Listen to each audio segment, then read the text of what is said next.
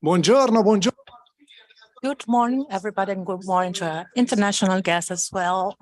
This event is an important step in the INCH project for sustainable development. And we know sustainable development is an objective which is shared all over the European Union and beyond the boundaries of the European.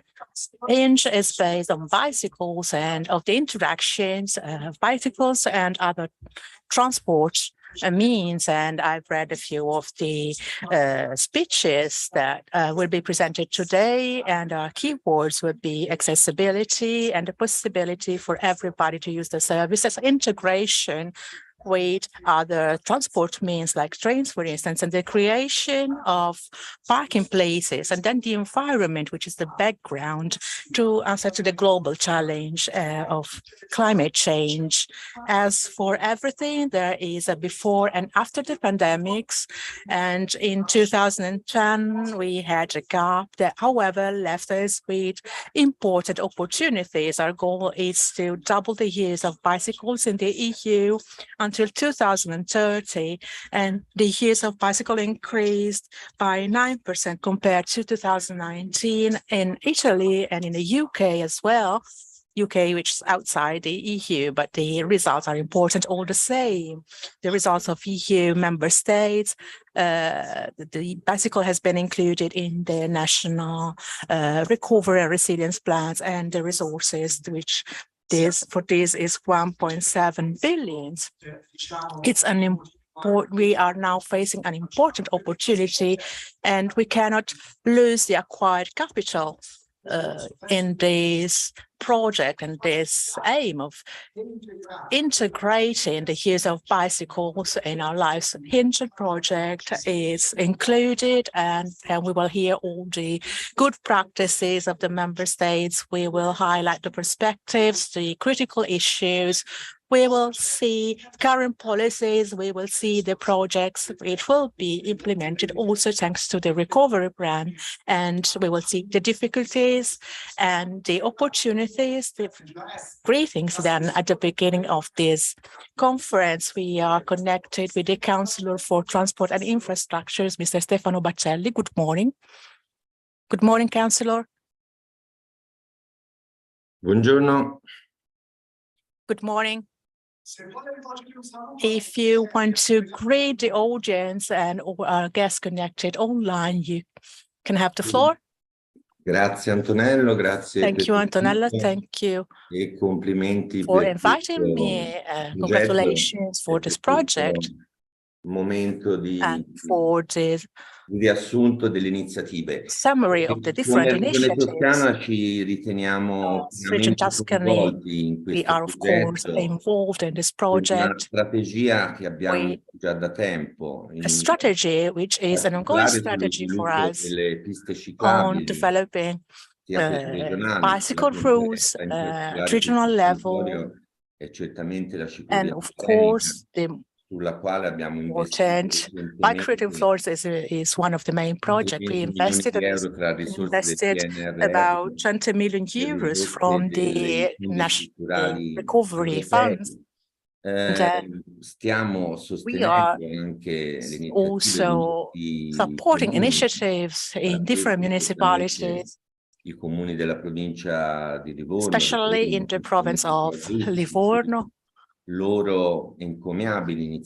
there have been very interesting initiatives for the integration of bike routes on the territory of the province. And of course, this network of bike routes is partly connected to touristic development goals. And of course, it makes use of the new technologies like electrical bikes. The reference target goes from very young children to families, and even younger children can use the bike to explore the region. And the bike could be an important alternative to public bikes can be an alternative for the use of to the use of private ones. The biking activity has to be, however, integrated with other vehicles. We are working on intermodality. We have a memorandum of intent to with the railways to create hubs that have parking places, parking lots for private bikes and e-bikes. And within this framework, we are working with Trenitalia. So we are investing on more sustainable, more comfortable trains with increased efficiency. And I'm thinking to new trains which are equipped with equipment that is suitable to load the bikes on the train. One of the most ambitious goals with these investments going on intermodality, investment on about 1,900 buses that will be put on the road, and we want the same kind of equipment also to integrate the public bus network and create an intermodality with bikes as well. This area. So we feel quite comfortable with this European project because it's in line with our policies at regional level and the goal to promote the use of bikes not just as a way to increase tourism, the tourist offer, but to also integrate the bike in the intermodality system with railways and the bike has to become a fundamental element that should be supported also in this project. So thank you, and I wish you a profitable conference. Thank you for updating on the state of the art. We know that many things have been put on our table in this sense, and we thank also the region Tuscany. Then we have the province of Livorno. We have greetings from the local authority as well, and the greetings of President Scalpellini. Good morning and welcome to all our guests. I thank Councillor Bacelli for opening this day and this conference. I thank all our guests coming from Romania, from Hungary, and all the people which are working in different ways on this project. So I want to thank you immediately, and really a bit Cicero Prodomomea. I know also I would like to thank Dr. Nicotra and her staff. I've seen Michela Kitty here among the audience. Maybe other participants have worked on this project as well, and they've worked on this project very hard in the last few years, and the province offices, though we had to face several difficulties, and the authority of the province of Livorno worked really hard and worked with a vision, and we are starting to see the results when it comes to the projects that we have been involved in and the results that we have we are now gathering. Both for mobility and sustainability, Antonello Ricelli was and I'm really happy to have him here today as a moderator. Well, Antonello Ricelli has an in-depth knowledge of our territory, and he mentioned how the pandemics actually forced us to see what was really in front of us, how extraordinary our landscape is, the fact that we have really huge, wide areas in front of us and opportunities for us to leave the territory with transport means which are not as usual for us, maybe.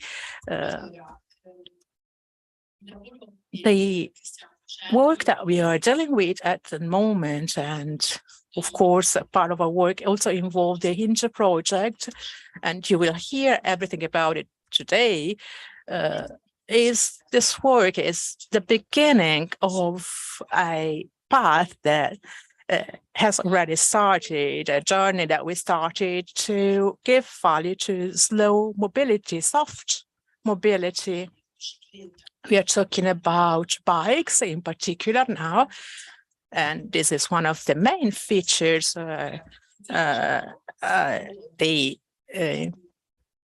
bike is used all over Italy and all over Europe, of course, but this transport mean is something that can be applied with particular results in the province of Livorno. And maybe last year or 2 years ago, with Dr. Ciofini, we were discussing about this in one of the PAMS meetings for the province of Livorno. And we were discussing the possibility to look at bike mobility with a more realistic approach with regard to our territory. The province of Livorno, beside and outside Livorno, which is Livorno is the third city in Tuscany.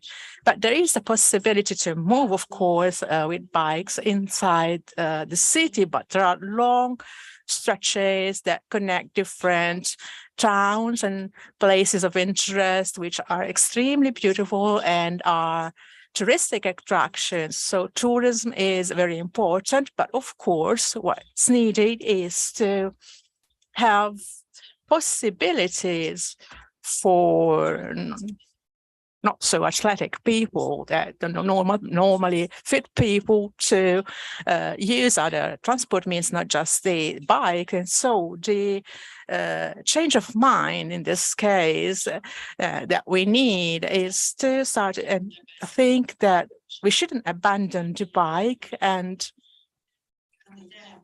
the main topic for discussion for us is intermodality. So the possibility to keep the bike with you and never to leave your bike on the corner.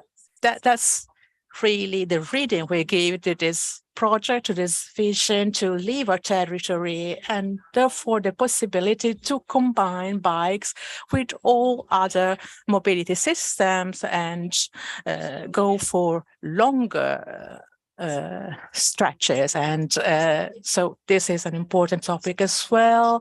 There are also critical issues and assets, of course. The critical issue is that the intermodality has to be promoted, not just for bikes as today we are discussing, but that we need an integration of different skills and know-hows at province level. Then we are talking about railways, we are talking about buses. So if we had more means, more transport means, of course, more vehicles, it would be easier for us to improve the intermodality. So, however, I want to concentrate on other aspects as well.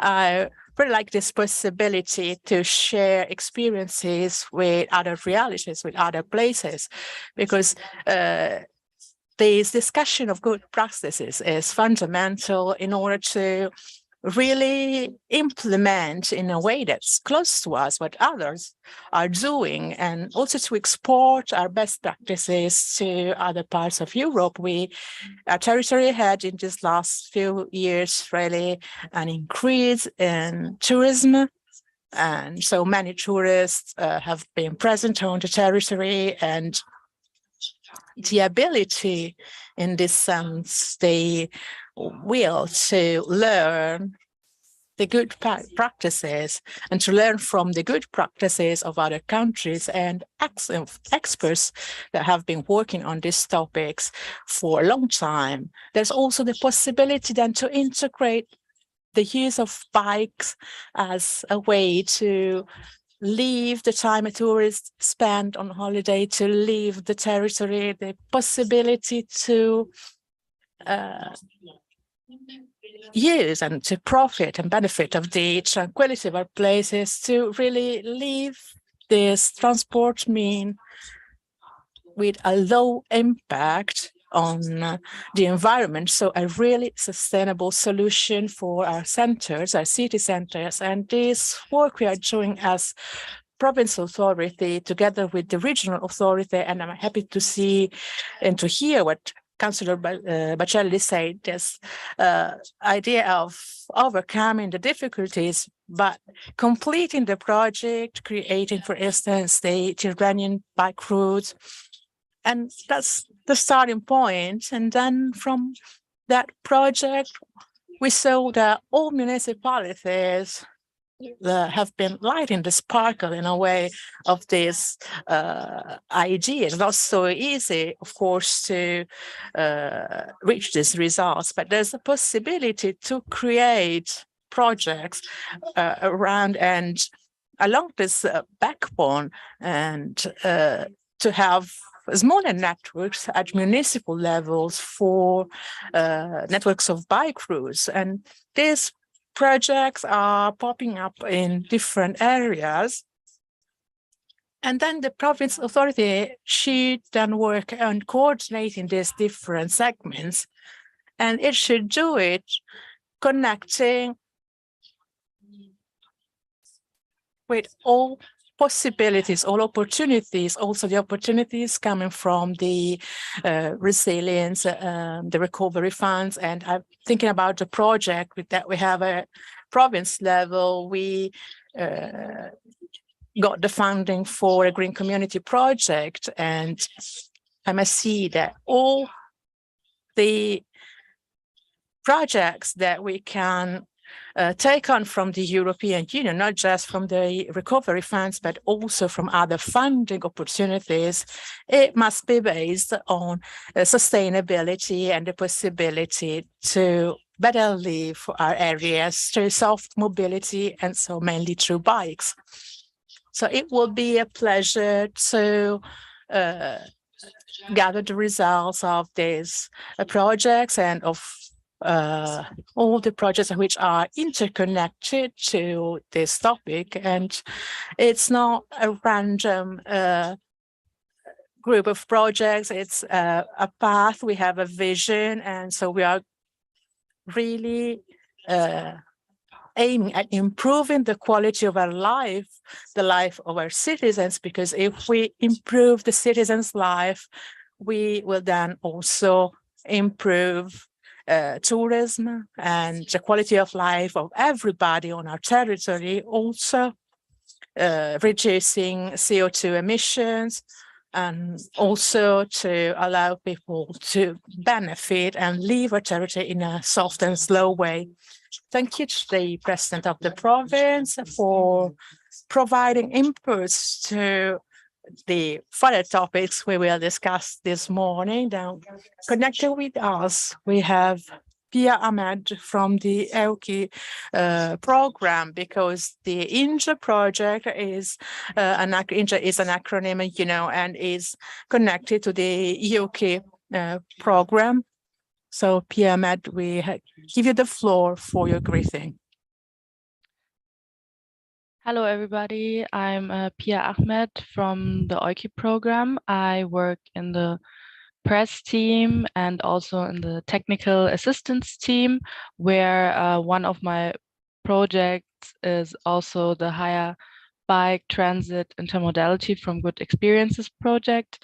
Thank you for inviting me to this, I think, very important meeting, where you will hopefully find some good solutions and networks for the future.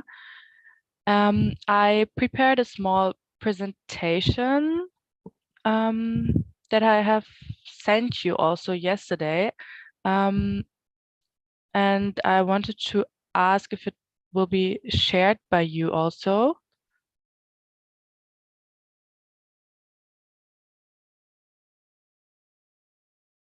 Ok, possiamo vedere la presentazione. Yes. Would you please share the presentation by yourself? Sure. Let me quickly.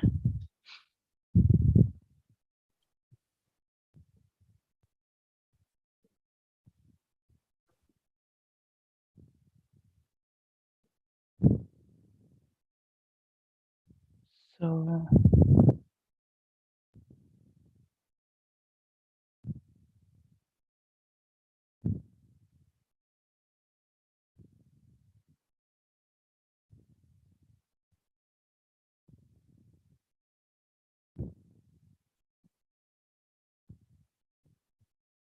Okay, I will share your presentation from here. The only thing is that you don't have the control from remote. So all the things you have to do is to ask to me to swap to the next. Okay. That's completely okay. That's what I thought also. So I wasn't prepared. Sorry. Sure, I can tell you to swipe to the next. Thank you very much. So yeah, you can already swipe to the next.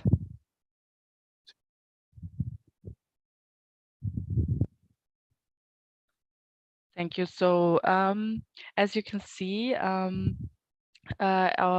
header OICI Connect Europe Together for Climate Action.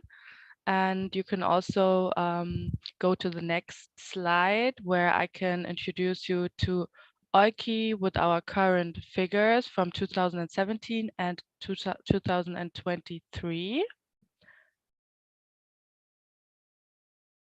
And as you can see, since its beginning in 2017, the OICI has funded already 347 organizations in 31 European countries, in 25 EU countries and 6 Western Balkan countries. And these 347 organizations have also worked in 178 transporter projects.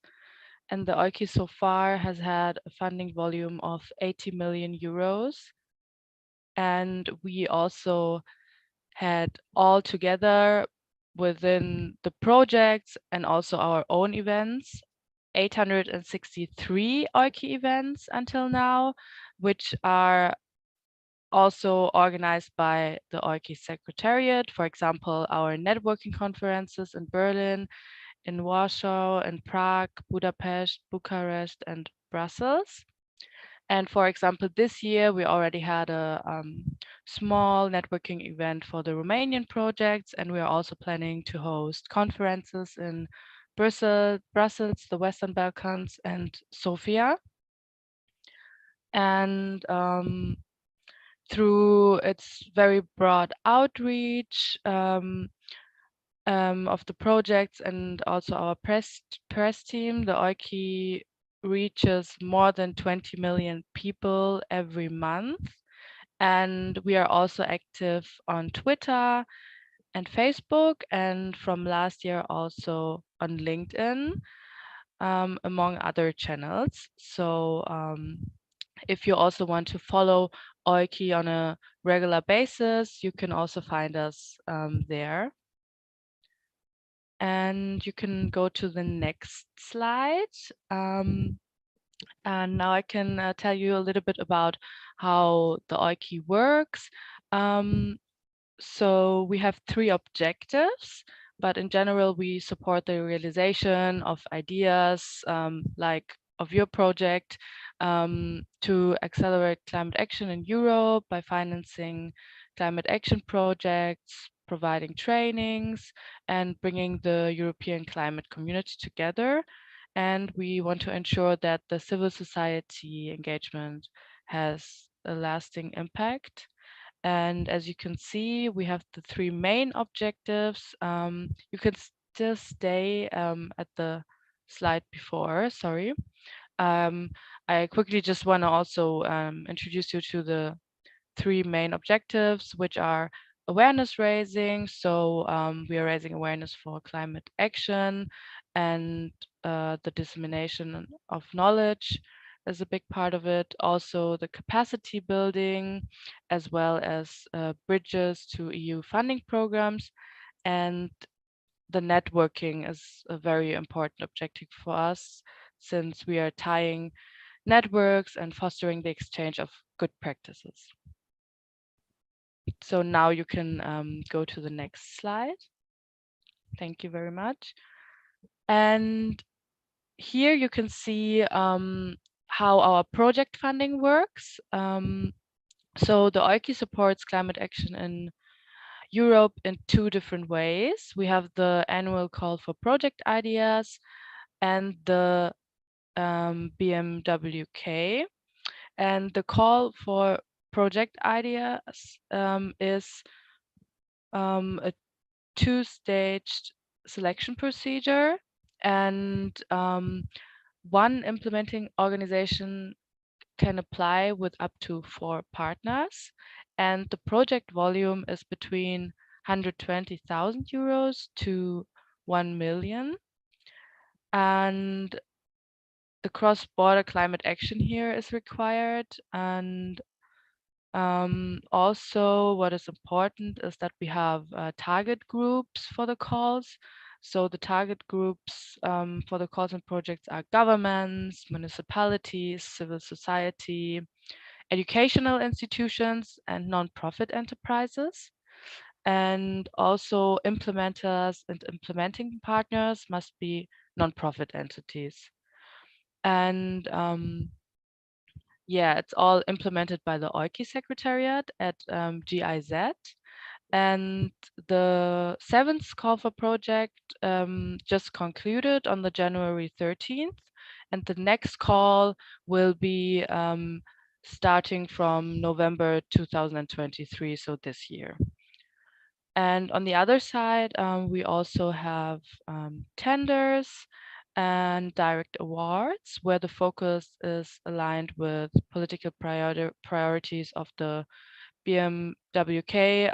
If you're not sure, it's the Federal Ministry for Economics Affairs and Climate Action. And yes, that's all regarding the project funding. And if you want to know more about it, you can go to www.oiki.de and also read more about the project funding, and you can also find out more details there. So on the next slide, before I stop, I wanted to introduce 2 other small projects which are also about mobility that we are financing at the moment. So you can go to the next slide. Thank you. So one of our mobility projects also is the Klimasam project. And the goal of this project is the transport through the promotion of sustainable urban mobility plans. And there are 3 organizations, and the ODRAS organization is the implementing organization of this project. And the countries where the project is implemented are the Czech Republic, Slovakia, Bosnia and Herzegovina, Croatia, and Slovenia. And this project started in 2021 in October, and it will end this year in September. And also I have one success that I wanted to introduce, and that is the international conference Cities for Climate Neutrality in Ljubljana, with more than 150 participants from 12 countries, which was organized by the Klimasam project. And then there is another project, so you can go to the next slide. And that is Cycle Urban plus Mobility Change, not climate change. And the goal of this project is also to promote cycling as an important means of urban transportation on the local and national levels in Slovakia and the Czech Republic. And here we also have some more organizations, and the implementing organization here is the Baltic Environmental Forum Germany, and the other ones that you can see are the partner organizations, and the partner countries are the Czech Republic, Germany, and Slovakia. And this project already ended last year in March, but still I wanted to tell you a little bit about it, since it's also a project that is similar to yours. And here here we have a very interesting success, since the project advocated on the national level for the improvement of cycling conditions in the Czech Republic. And a project's policy brief presented how a mandatory safe passing distance of 1.5 meter can improve safety of cycling across the country.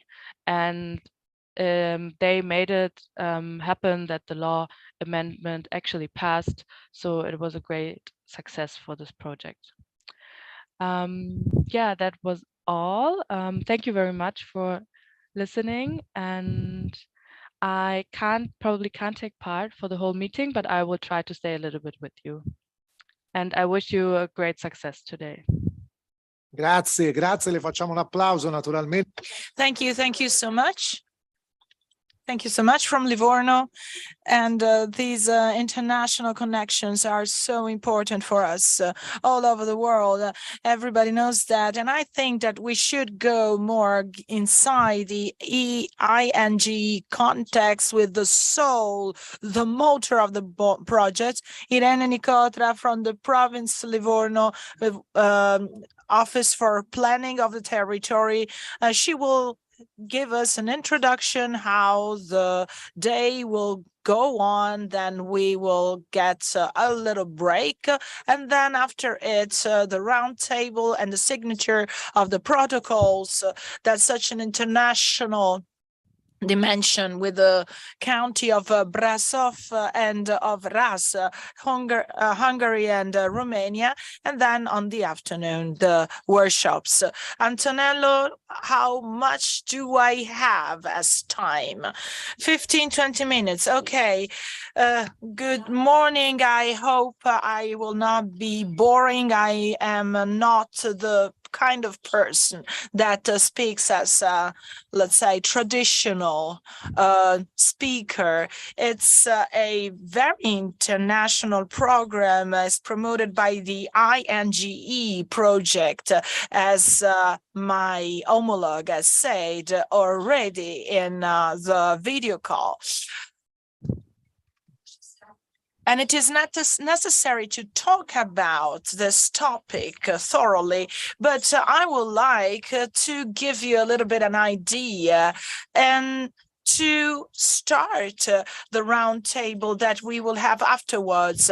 These activities are like, let's say, a melting pot of ideas. We have various experts of the sector joining us, but we need a dialogue, a confrontation, because this is the way how the conditions of living of a community can change and improve.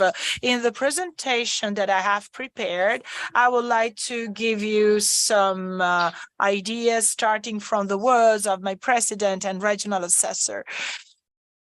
INGE, it's an acronym. It's HING, sorry. It's a project, higher bike transit, intermodality, and good experiences. It's one of the many projects that the province has launched as a partner and as a motor inside these activities, these institutional activities. At the end, I have asked a question: why do we spend so much time, so much of our time into European projects? So I would like to give you an answer, because these projects that you have seen from the previous presentation, these are projects that are a little bit complicated. They have an impact on strategies and planning of bodies. And I would like to explain the reason why we want to join these strategies. Let's start from this project and let's see which the goal is. The goal is to promote intermodality between bike and other means of transport. We have developed this project together with our partners, Brazov, the country of Brazov, and Vas country from Hungary and Romania, that have shared with us very important pathways at international level. Some of the project that we made together have been already described in the speech beforehand. As Antonella has reminded us, at the end of the morning, we will present you a protocol that we want to sign all together for a future cooperation in the next years. This is a very important step forward, because the good practices that we can develop in such contexts that are so different from us, by joining together, by readapting experiences, they are really an improvement of our vision and of our quality of life. And of course, our cultures are different, but by mixing cultures together and by joining and looking at each other and exchanging idea, we can start progress.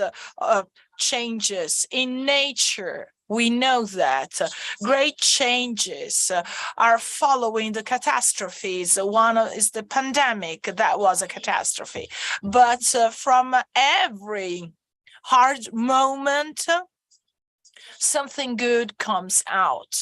We can always make a step forward. And for sure, at the beginning, everybody was going on a bike. Everybody was let's say riding a bike. The big connections were not working, and we have discovered how nice it is to go on a bike. Then the habits take us back to our, let's say, previous life. But as Antonella said, the improvement has been there. So the peak and then the realignment, but with a trend that is growing and growing.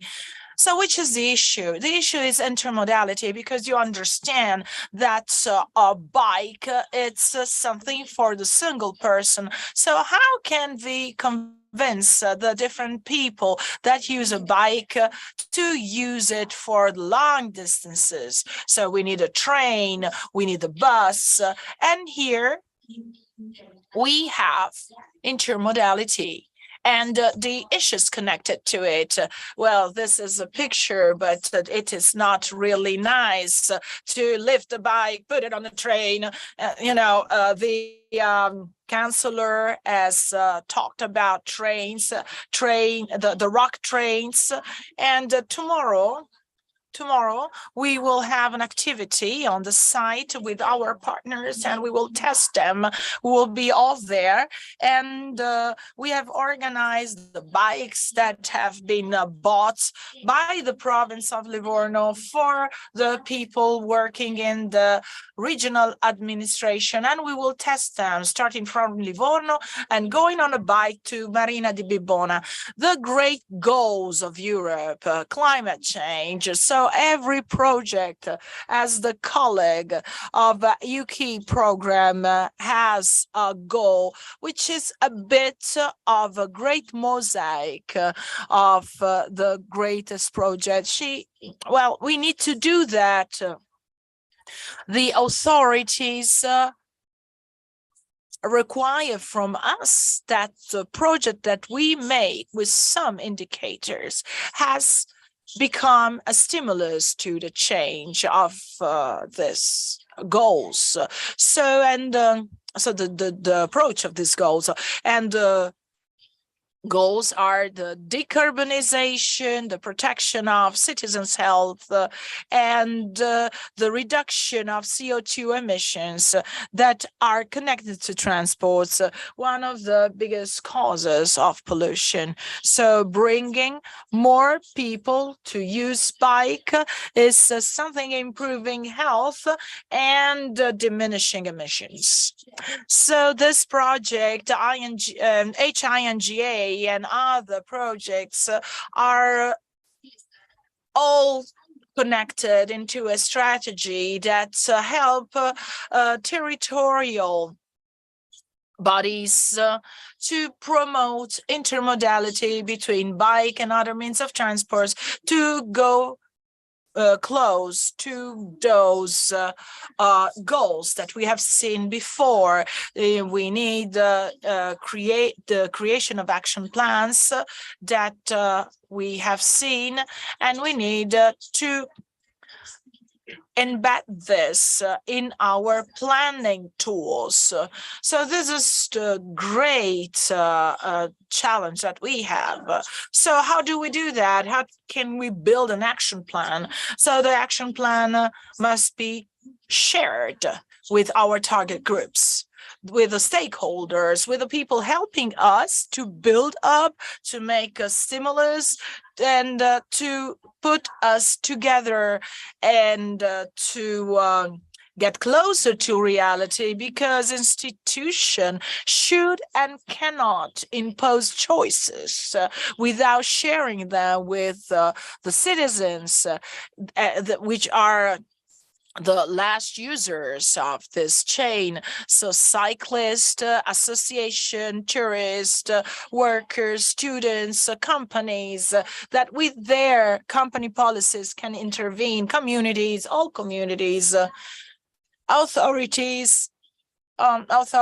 of the management of the community programs at national, at regional level, associations, public bodies, everybody that can help us in this pathway. So the project in this sense has detected 5 categories, 5 target groups on which we need to intervene that we have already mentioned. The connection between bike and other modalities of transport, so the hubs. So as we have said, we need the preconditions so to create hubs in, let's say, places in which people get in and take another mean of transport. So where people can put their own mean of transport and work in a multimodal way. So change the mean of transport, and we need to make it faster. Of course, this is the key point, because otherwise, if this is not fast enough, people take the car. So this is an example of a study. In 15 minutes on foot, you can get to a certain area. In green, the blue area, you can use the e-bike, for example. So if we create a network for bikes around the public transport hubs, we can increase the public transport of 30%. So this is very good, because we can support people using bikes. Well, we have parking spots, we have deposits. They need to be safe. It should be safe to leave the bike there. In Livorno, we say, wind takes the world away, bikes are taken away by people. So it means that you can leave the bike somewhere, but sometimes you don't find the bike that you have left. In 3-4 years, I think that I lost 6 bikes because of people stealing and grabbing them, but I always hope that habits can change. So integration of a bike by moving from home to work. It is very important to move from home to work and to have benefits, company benefits, and there is we need also to create the possibility that people living in town move with bikes. We need to improve foldable bikes so that people can move also further. In Livorno, there is the Modi project, and we are putting in place certain activities of car sharing so that people working for the same company could always move with alternative means of transport. We have the schools. We have the home school displacement, and we need to plan it. So the territorial bodies need to stimulate through the mobility managers in the schools and in the companies that there is a construction of mobility plans, because this should be all connected, and in this case, we can create coordinated services according to the people's needs. These operations are so important, and it is a coordination between entities and companies. There are also premium plans in order to support the bike use, and we will talk about it in the good practices section. We have seen that poor woman putting the bike on the train, traditional bike that is heavy, and electrical bike is less heavy. So it is fundamental to have the right mean of transport for intermodality. And then there are also integrated fees that we can always use as accelerators in this change that it's a change of habits indeed. And even here, I don't want to be too long, but we will talk about the information technology and information technology systems and mass mobility as a service in order to provide solutions to the travelers according to their needs. Multimodality should be indeed coordinated even more with technological tools. Let's think about the phone. What don't you do with the iPhone now? I think you don't make coffee, but you can make everything. And this can help for the mobility. We have also different options that Google offers to us by identifying new paths that make for us easier to move in the urban areas. Who is not using Google, you know, the GPS or other apps in order to move? And we know that with the bike inside urban areas, it is easier and faster to get to the right point. We also need to identify different pathways according to the different types. Some hints about HINGA. We have identified some good practices, and thanks to the exchange for the learning platform policy, that's another important European program, Interreg Europe. The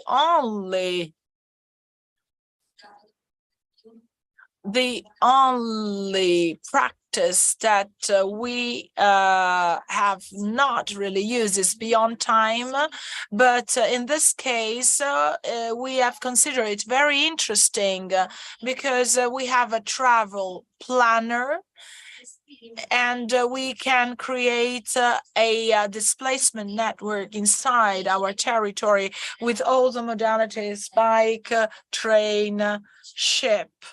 because we also have the seaside and the islands in front of us. Middle term event, that's the one of today, to exchange experiences. It's inside our pathway, and we are building this pathway together with our stakeholders. So the mobility plan on a broader area and the province plan of coordination in a smaller area. So that will be completed in September. I would like to come to the answer to my question. What are this European project made for? And I would like to conclude here and give the floor to other speakers. So you see that in green, you see other aims, Agenda 2030, Green Deal, PNRR, so the Italian plan of economy relaunch. Then we have on a yellow part our requalification plans. These are different levels. So these are made by the entities that need to create strategic plans in order to stimulate policies and all the hints to make better policies in a middle and long term. What are projects for? Projects with their deadlines on the middle term are a catalysator. They are an accelerator of these processes. And most of all, these here that need to impact on strategy construction, because institutions, the closest institutions as municipalities, are taken by the single people, and sometimes we have broader times to create huge strategies, and the projects oblige us, they stimulate us, and they offer us the possibility to experiment solutions thanks to the allocations that we have together with partners and to see the problem from another perspective.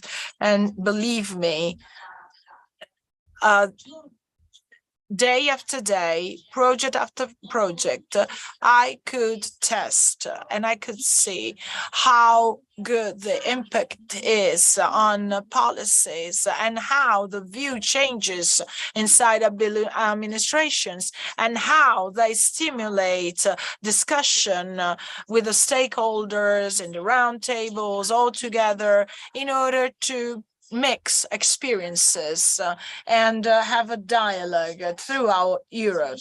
This is a process that occurs all the time and readapts all the time during the work in progress, because you plan, you do, you monitor, you correct.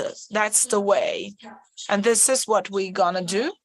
We want to do it today all together, and we want to develop it during these 2 years. The province of Livorno has created its hub that has the aim to connect the policies of the bodies and of the administrations. We are not talking about mobility only, but also about social development and territorial development. Thank you so much for your attention. Thank you, Irene. Thank you, Rana. You've given a very exhaustive explanation. And of course, the scope of this project is very important because at the end, we sort of draw all the results together, but it's important to have a discussion beforehand. And so these events are really important. Another very important topic to underline that will be also discussed in the roundtable. There's also the frame of mind, the awareness about using sustainable vehicles like bikes, but we need infrastructures, and infrastructures should connect bikes to different vehicles and make a bike usable also for going to work, for instance. And today it's a very important day. There has been a railway strike in Florence, and there have been issues on the railway. So how will the roundtable start? We will have short presentations, 5 minutes presentation, and after that we will have a break, and then we will have a final roundtable before signing and presenting this protocol before lunch. So I invite Emiliano Carnieri here to take the floor from the local sustainable mobility sector of Tuscany. He will talk about, as Ilaria Nicotra said, it will concentrate on an important aspect that is the connection with ports. So, Mr. Carnieri, you have 5 minutes, and then we will then start to have questions and a discussion on the different speeches. Yes, I will try to be very brief. Good morning, everybody. I thank the province of Livorno for inviting me. And I thank the provincial authorities also for the commitment they have deploying through Irene and her team on the development to sustainable mobility. This morning, I will talk again for me about the Tyrrhenian bike routes. I will try to give you an overview of the current situation, trying to highlight the most important aspects, the most interesting points for today's conference.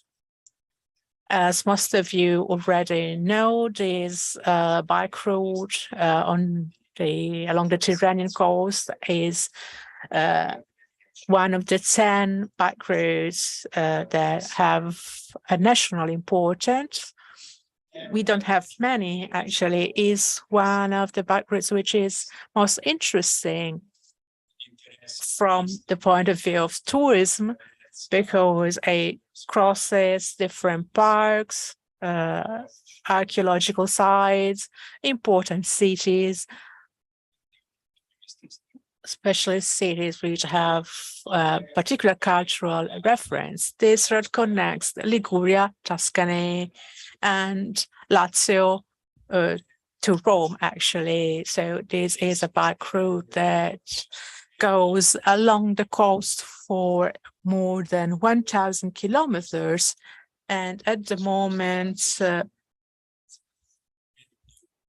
about 1/3 of the whole road has been completed. As for Tuscany, the itinerary is about 367 kilometers. And we must also consider, and this is important to note for today's conference especially, that the main backbone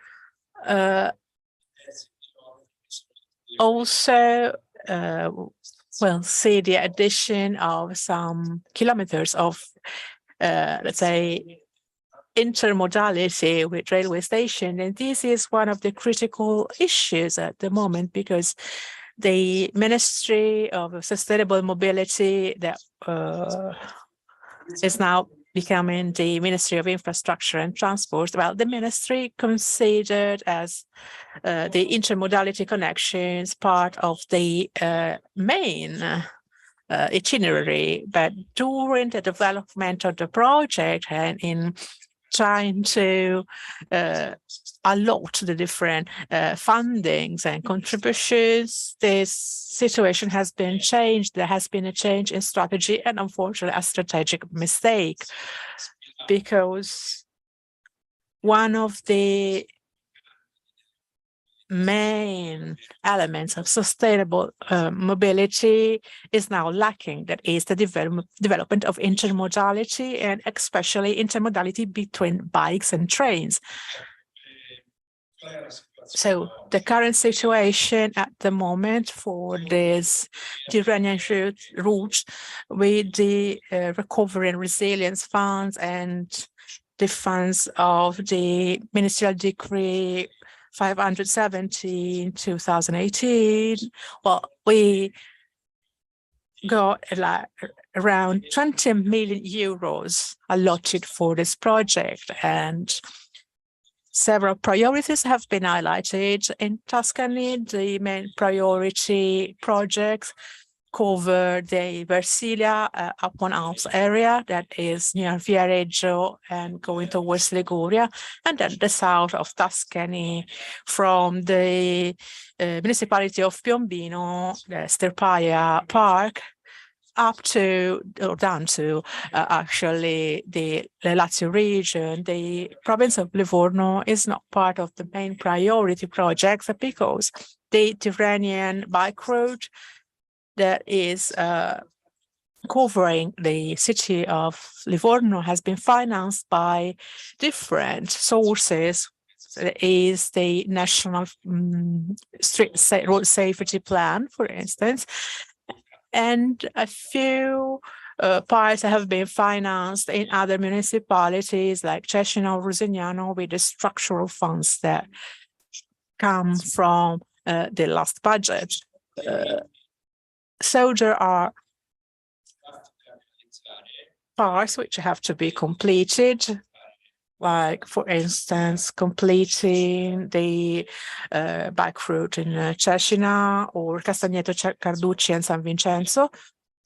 And in that municipalities, the projects are in development phase. And once we will have a final draft of the project, we will start chasing for funds.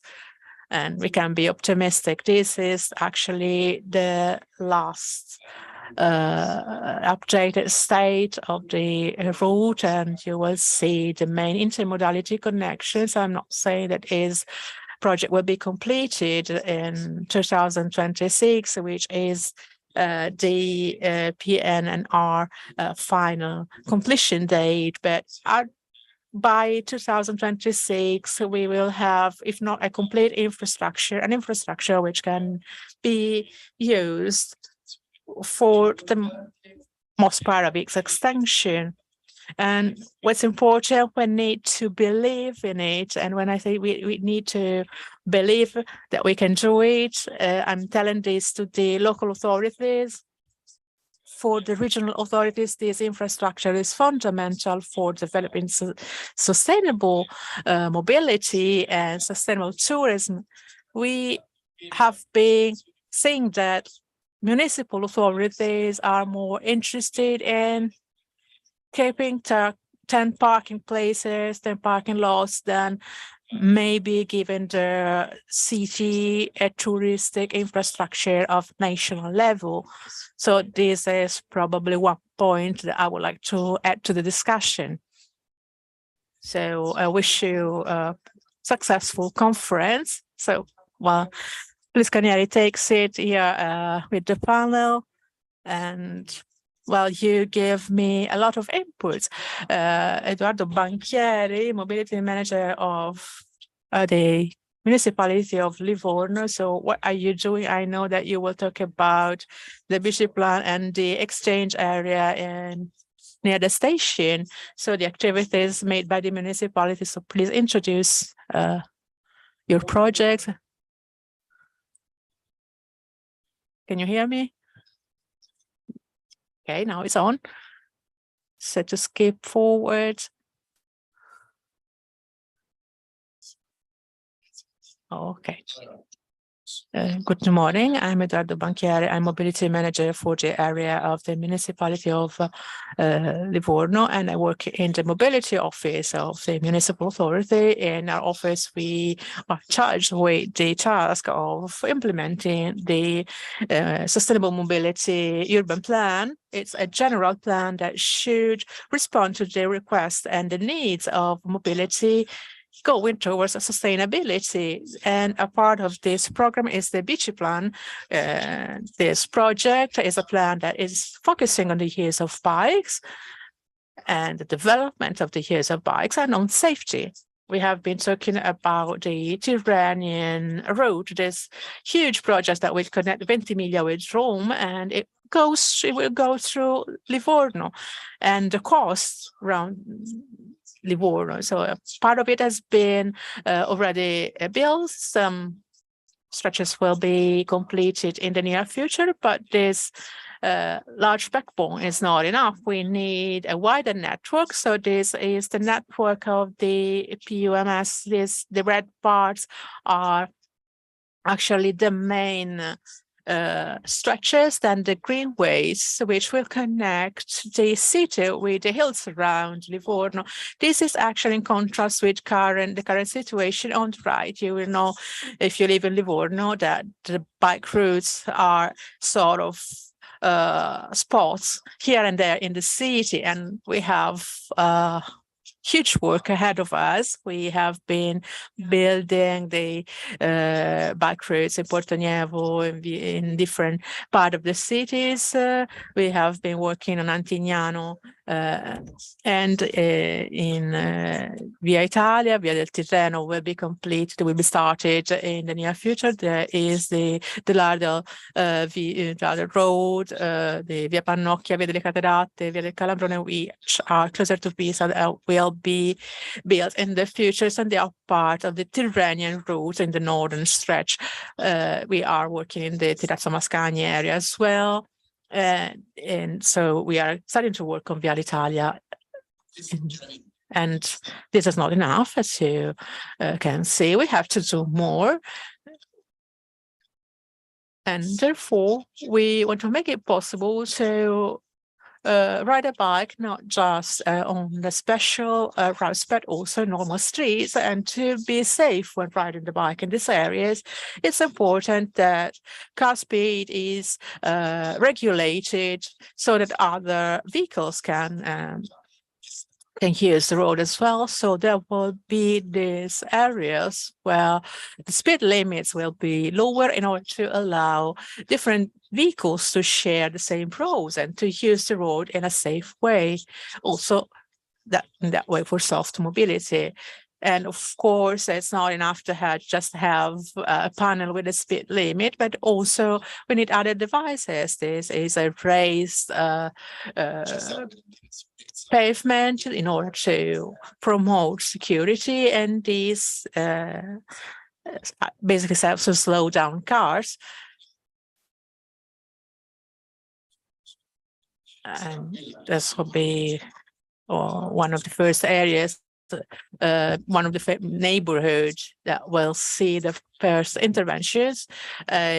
30 kilometers area means that we will have to completely change the mobility in the area, and all these dots that you see will be actions, either raised platforms or bottlenecks to reduce the bulb out. That is places where cars will have to reduce their speed.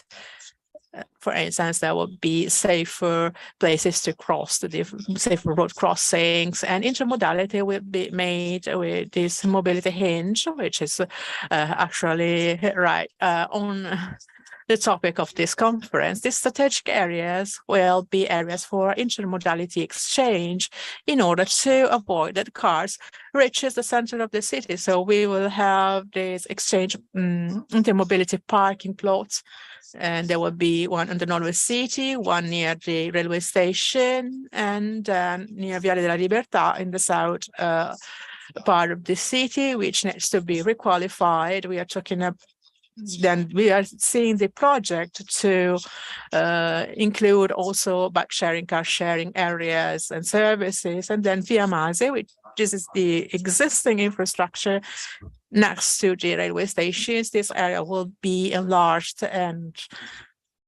so there will be more parking lots, parking places, and we will also have areas for different vehicles. There is a bike station, and bikes to avoid people from stealing bikes. This will be a place where you can store your bike in a safe place without anyone trying to steal your bike.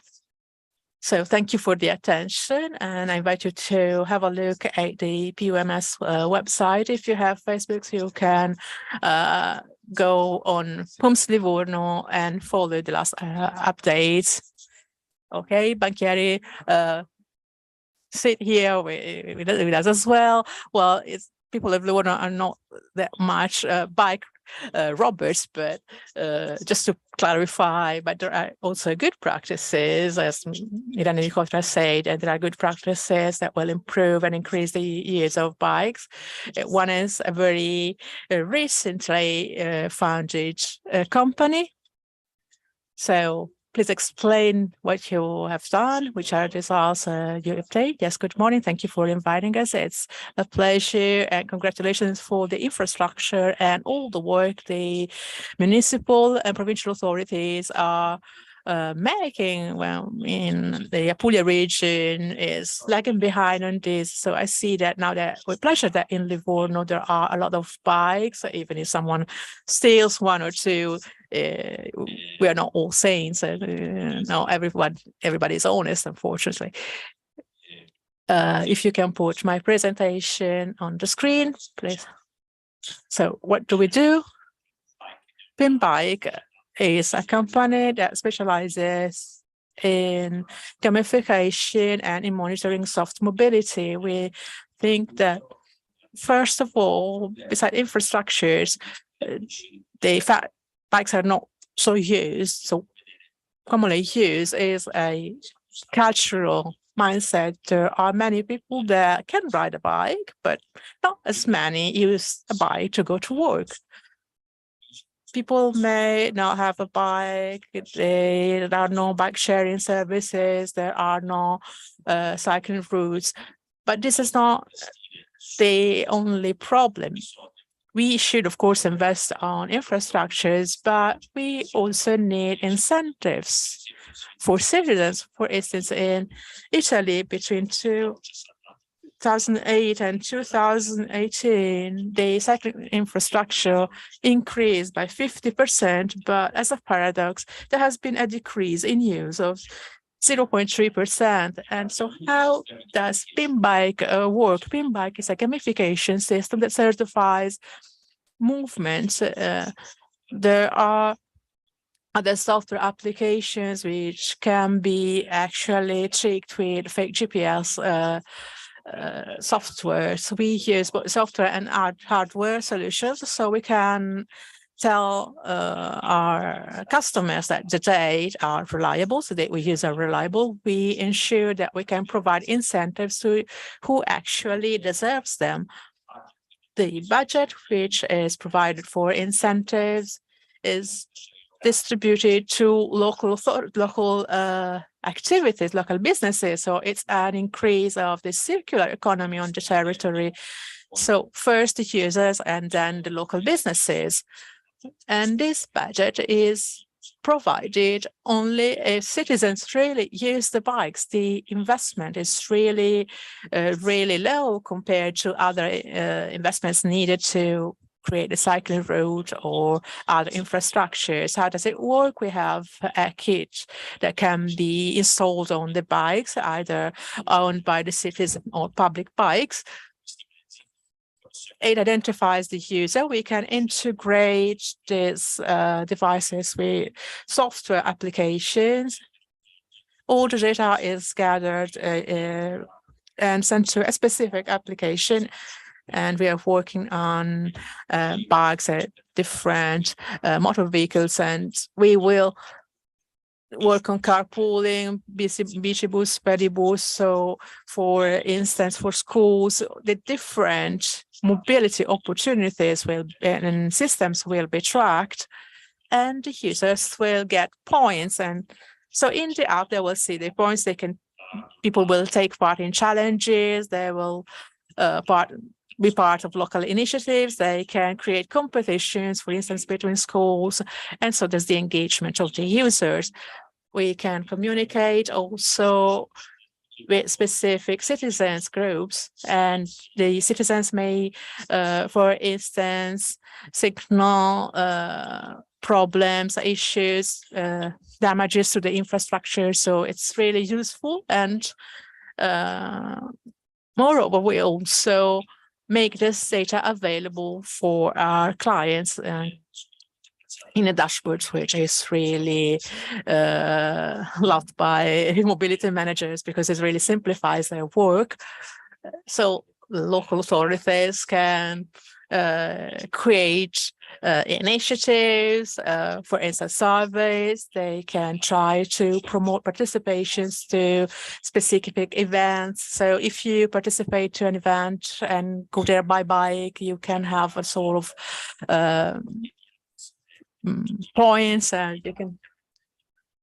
And of course, there is a compliance with GDPR, but we can filter the users by age, by job, by gender, by the vehicle they use. There are several statistics tools which are important. And the specification, this is a good practice that we completed recently, which is a partnership with AT, is urban mobility project. We concentrated on 3 cities, which are really distant and different, the one from the other. And we had more than 1,500 users, and we saved 133 tons of CO2 in about 3 months.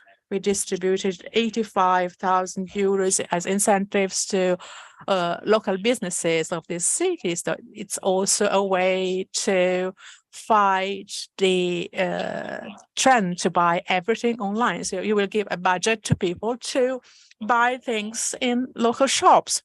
So to bring back the humanity of trade, the human side of trade. And we had the users that participated in massification. They are still using the bikes, and they tended to, it's an increase in their use compared to the past. And as I mentioned, our projects can be applied to all kinds of cities, smaller, larger. We have projects in cities of 5,000 people, or in Apulia, and then Istanbul, which is 12 million inhabitants at the moment. So really flexible as a device, and all the data which are gathered are very useful for the local administrations to have data-driven investments, that is to really see the actual use of the bike. So if bike racks are needed in a certain area, or bikes are stolen in other areas, the municipal authorities can decide to implement a targeted infrastructure.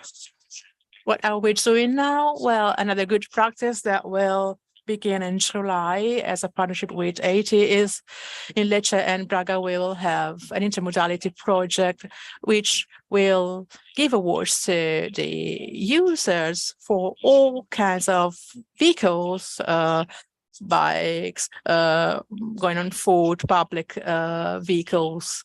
There will be main units installed on the different vehicles, and there will be then the possibility to see how many people access or use the different vehicles, if they need help in using intermodality. And I was thinking also it would be very interesting to implement this kind of systems with the rock train, because we give out a lot of money to create an infrastructure, and maybe 1,000 of this investment could provide much more information and drive more users to use this system. So this is our vision, that is our goal, to promote sustainable mobility, provide useful data for local administrations, promote local economy, and invest money in a clever way. So I hope we will have a successful cooperations, and best wishes for your project. And yes, take the floor with us. I'm really very fast. I now give the floor to Massimiliano Petre, who is a professor of the University of Pisa. He will talk about EcoJevo, another spin-off company. So let's talk about the results. Yes, we are a spin-off startup of the University of Pisa, a startup located in Livorno. We are here in Via Cecconi, so you can walk to our headquarters if you want. What do we do? Well, we are a recently funded startup. We are only 2 years old, but as a spin-off, we work on research. We have close connections with the researchers of the university. We have a system of awards that already based on intermodality, which has already been implemented. If you remember the Save My Bike prototype here in Livorno in 2014, when we started to concentrate on these researches. If you can move a slide forward, we give awards to multimodality because we think this is fundamental. It's important to give awards and to make people understand the benefits of intermodality, understand how difficult it is for a user to change transport mode. Sorry, I went with my own flow. Our app is called Good Go. It's an app that has a gamification and award system. We try to connect these systems with local businesses, local economies. So our awards, there is, for instance, a backend for local businesses, and the prizes which are gathered, the premiums have to be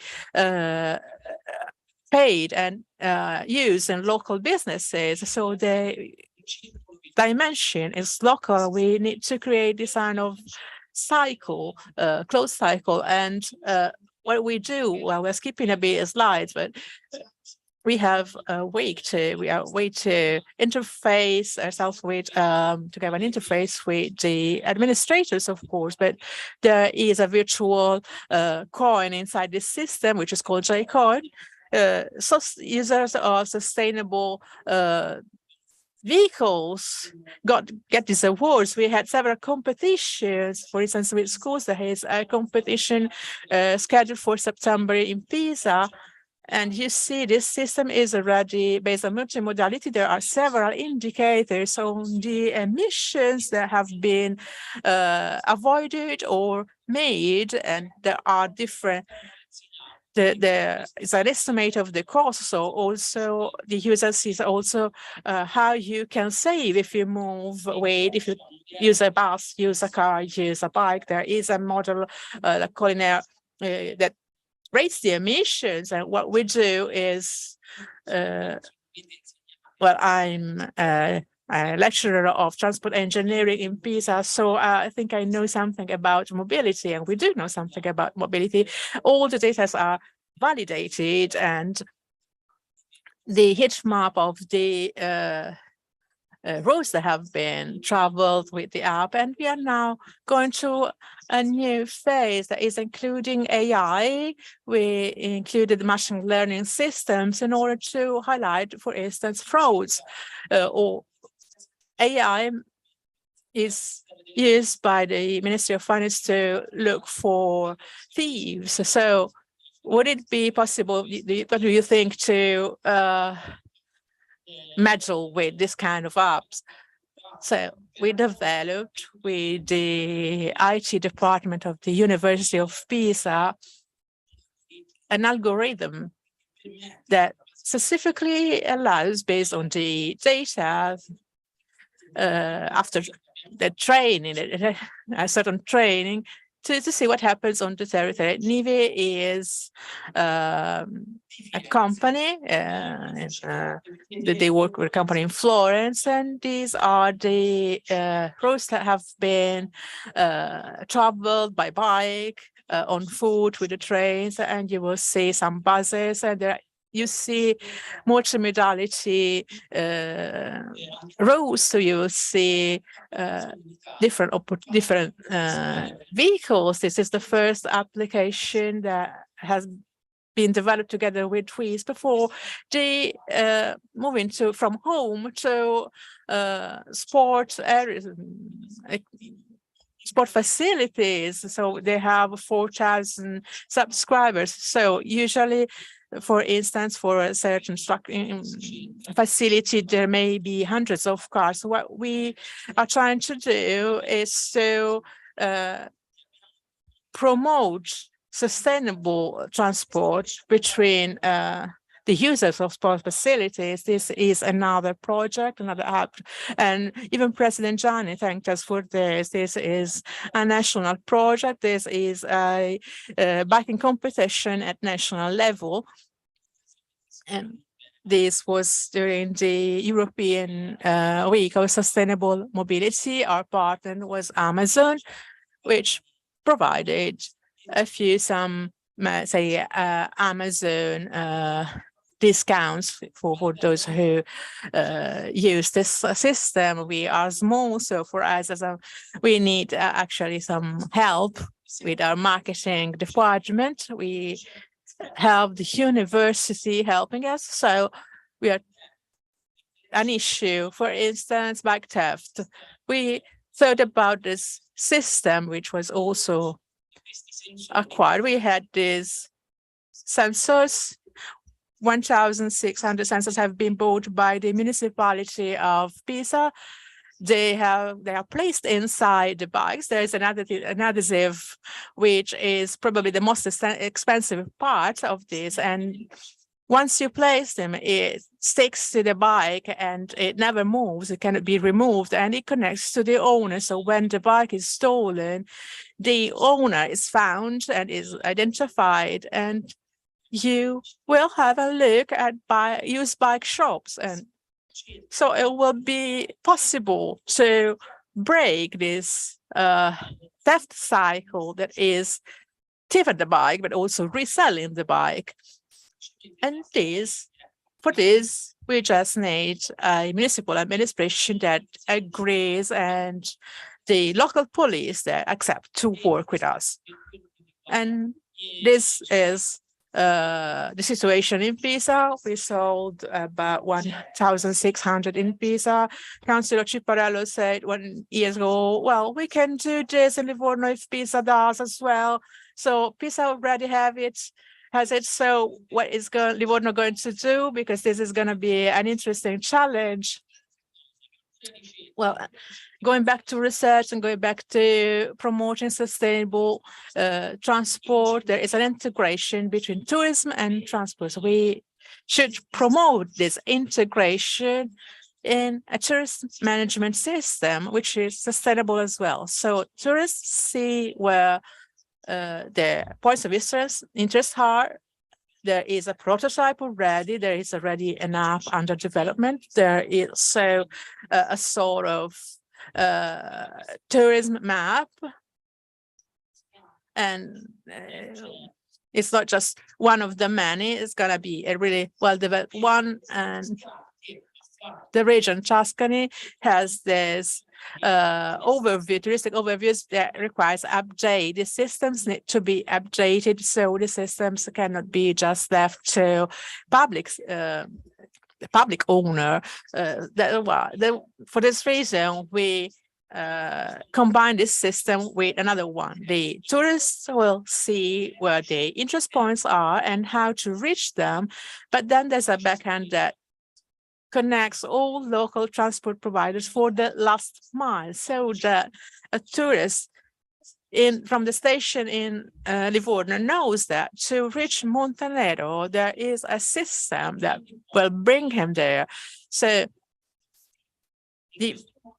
how to reach the place can be organized, but beforehand, you can connect this from when you rent this from the railway station. The tourists can, for instance, decide to use a train, and that from a station there are sustainable vehicles that will bring them to the place of interest. Right? Oh, thank you. Ready for the Massimo. Ready for the break. So 10 minutes break. Thank you, Massimo Ciuffini, and let's see each other in 10 minutes back. Thank you.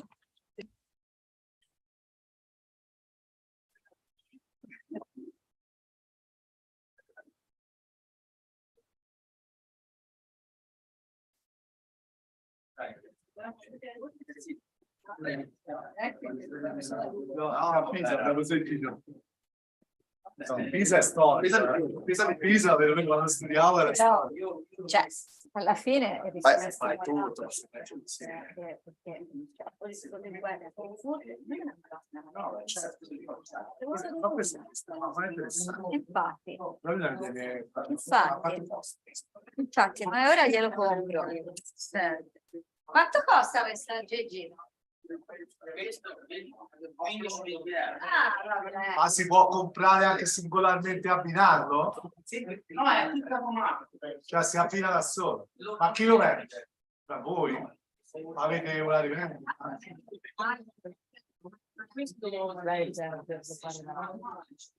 Poi abbiamo giustamente il tennis, il remoto, tutto in inglese, sono solo su Zoom da sentire.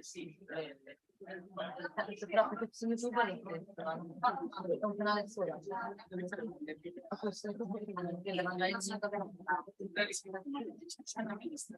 Sì,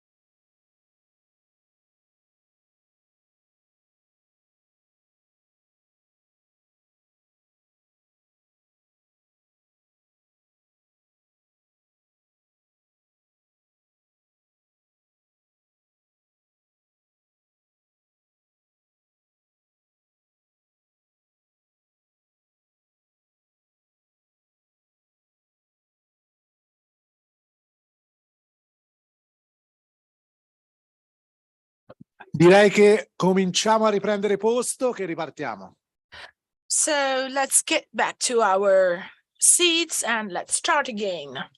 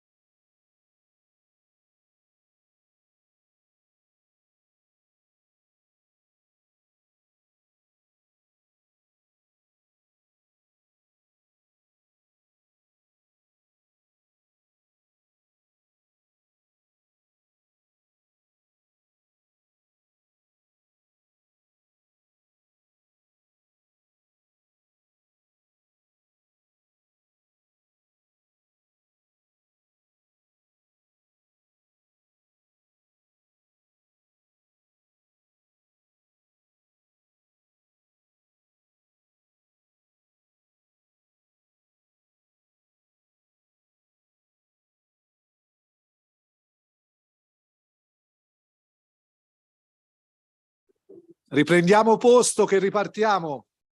Let's start again. We want to start again.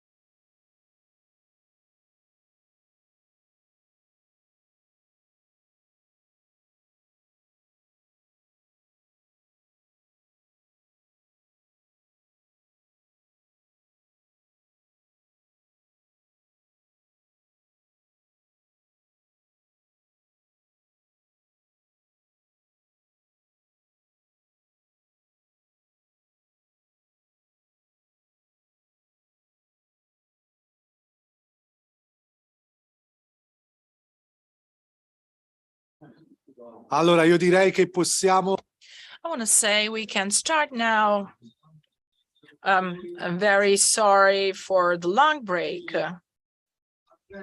But I would like to connect with Giulio Ceres from the University of Milan for European Greenway Association. Good morning, Mr. Ceres. Non lo vedo ancora. I cannot see him.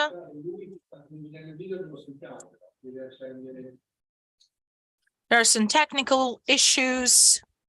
We can see him, we cannot hear him. Professor Ceres, please, can you just open the microphone? The people from the round table are already here.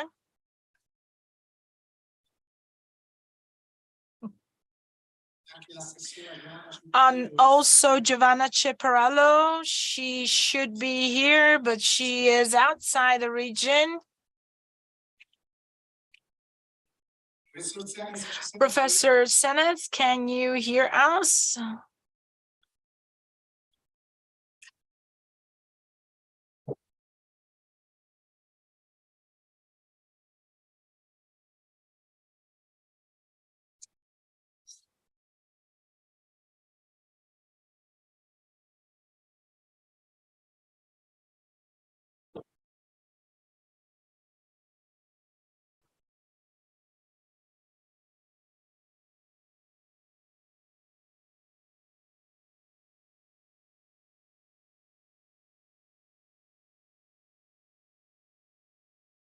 Sorry, there are technical issues.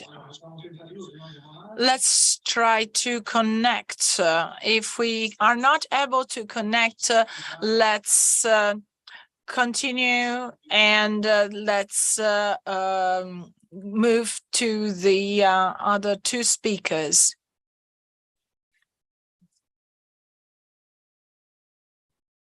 Riusciamo a sentirlo? Can we listen to him? I'm sorry, there is. Mi sentite? Yes, we can hear you now. Buongiorno a tutti. Good morning.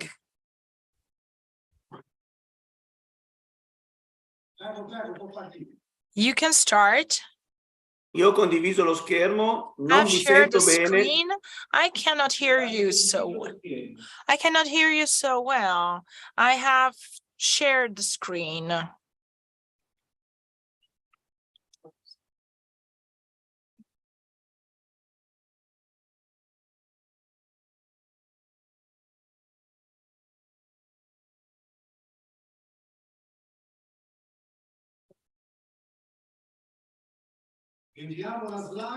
So let's see the opening, but we cannot hear your voice.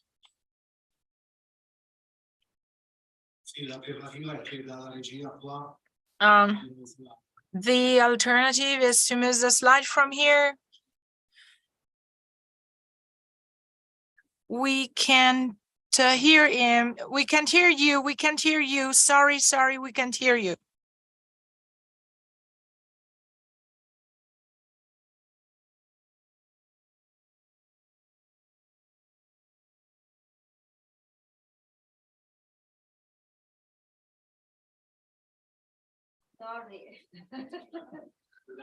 È l'intermodalità. Non la sentiamo, non la riceviamo, professore, non riceviamo il suo audio, professore. È andato per un attimo e poi non va. We can't hear you. Sorry, we can't hear you.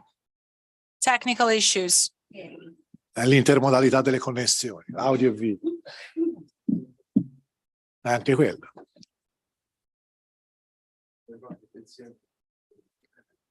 Proviamo. Let's try.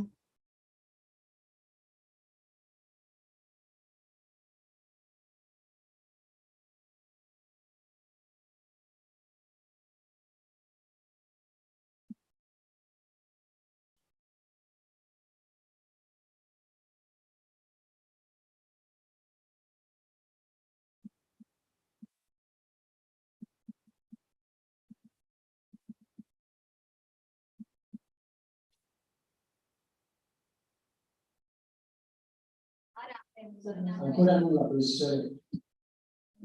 Possiamo forse passare all'intervento successivo, guadagniamo 5 minuti. Can we move to the next speaker?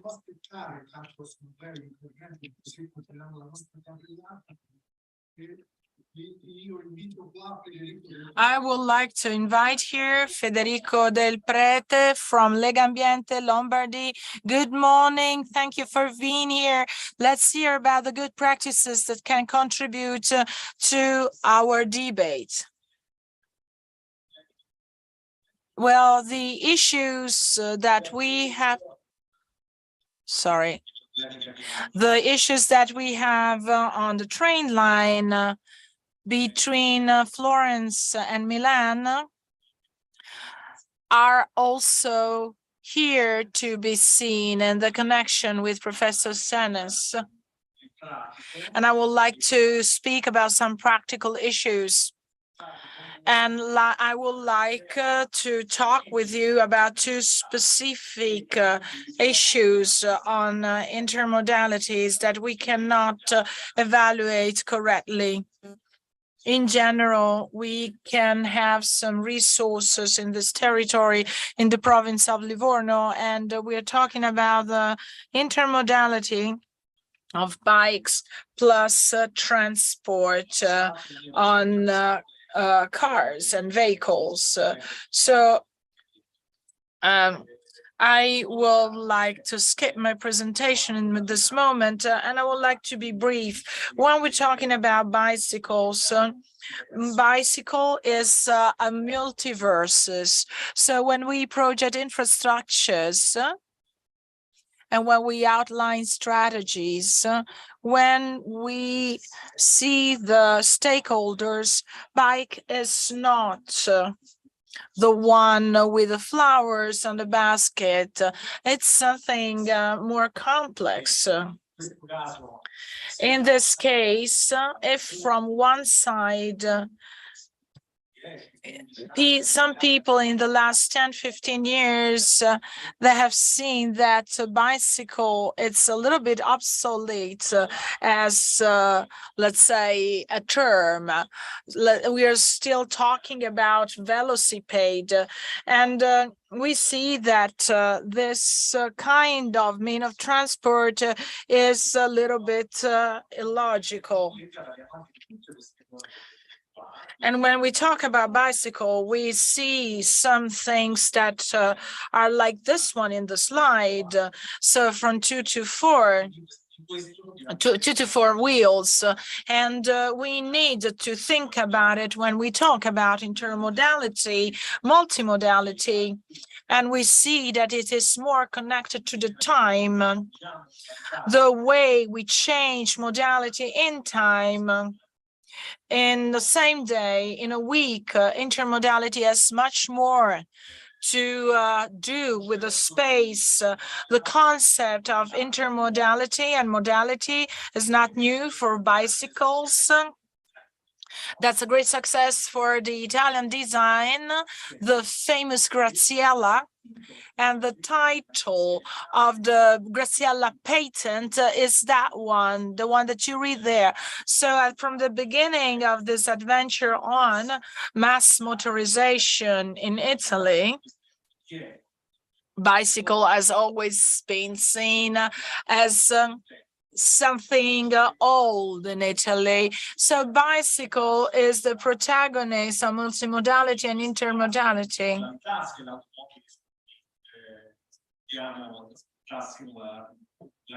If we transport our Graziella,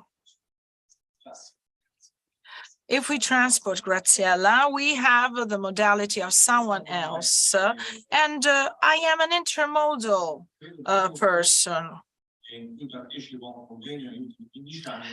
And we have, let's say, 15 years experience. This is my bike when I was in Rome. And you see that a foldable bike has this kind of space.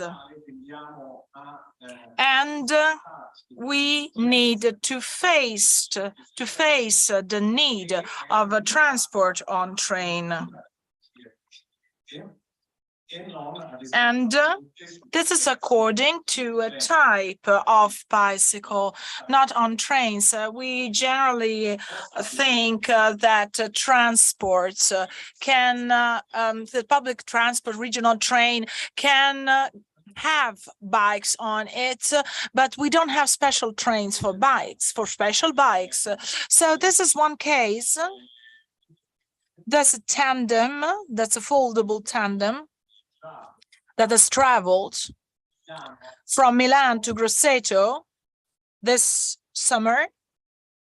And we have got an hospitality on a train bar, on a train station bar. And you see, nobody had foreseen that a tandem had to go on a train, but this possibility is there. And also this other person that has projected, let's say, means of transport for challenged people.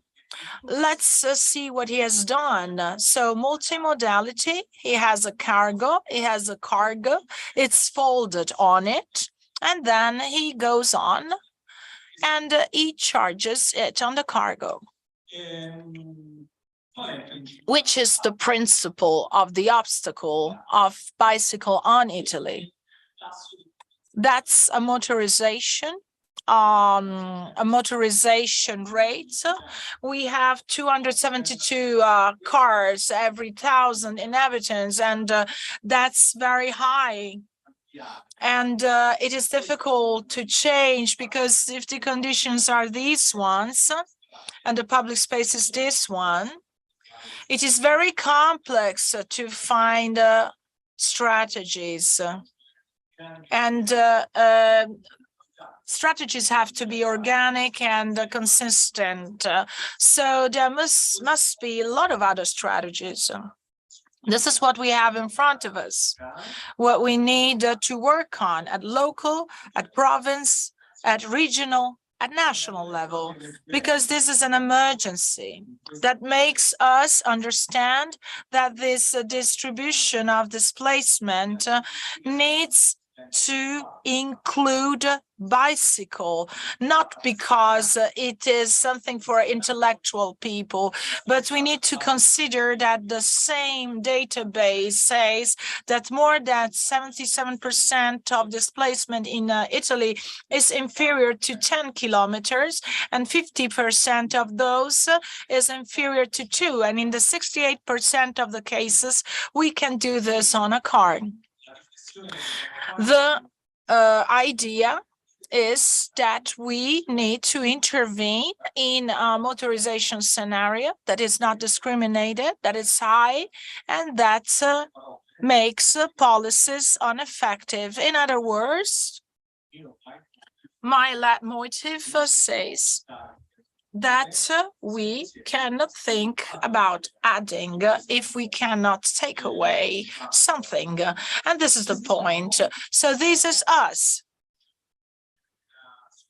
a society or a policy that puts the human element together with the car in a very expressive way.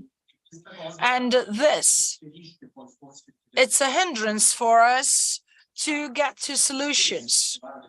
Or maybe sometimes we find solutions that are not sufficient, and we think that they're effective. So let's go back to the point. I wanted to tell this. So today we have the possibility to have a bike transport on buses. Why?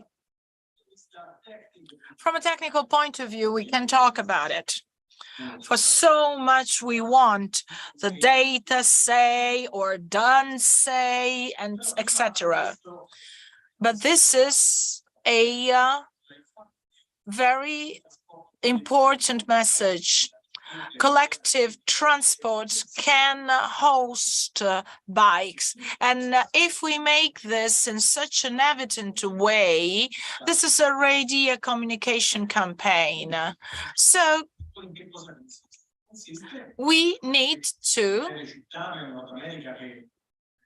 get to entire towns in North America, and the citizens live on the hills, and they can take the bike, go on town, get the bus, and then take the bike, go back to their house. So this is something that we can manage. And we should also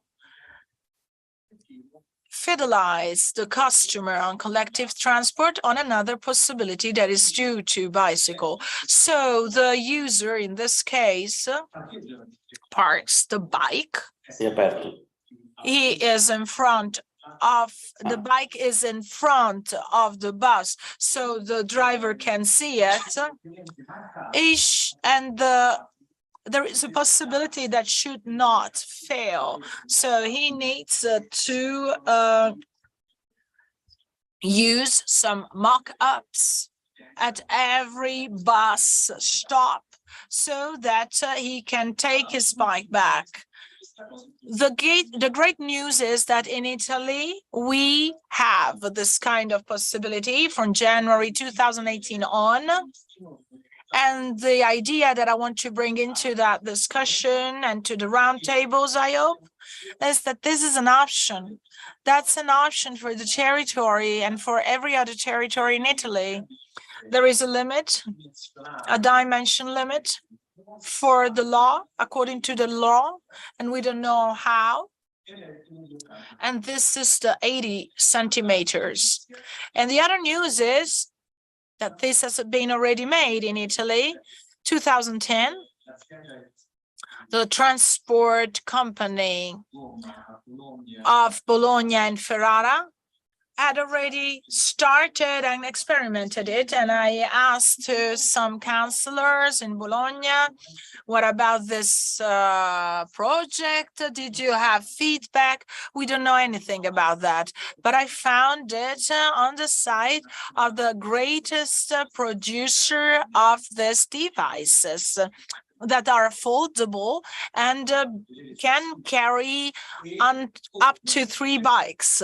And obviously, this company that has arrived until Italy in 2010 produced a model that is called reduced length, and that is conform to the country, where there is a limitation in length for the use of this device.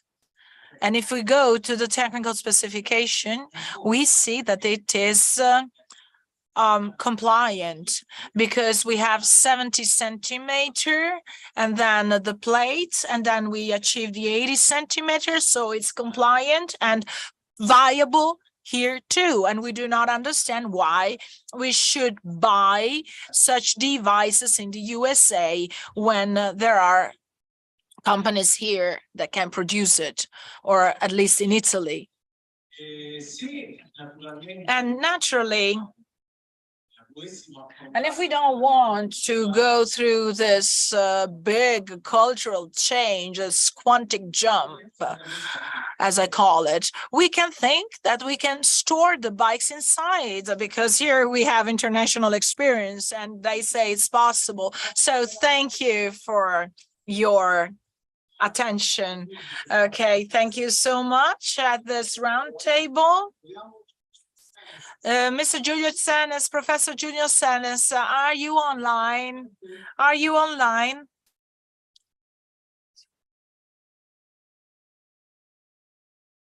Piuttosto tormentato questo collegamento con Senes. Io direi di scaldare Massimo Ciuffini, che è coordinatore nazionale osservatorio. Ecco, forse ci sente, professore? Mi sentite? Sì, adesso sì, finalmente. Condividiamo lo schermo.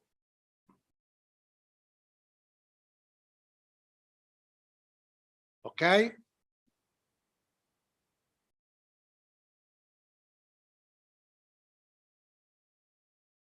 Spero di riuscire.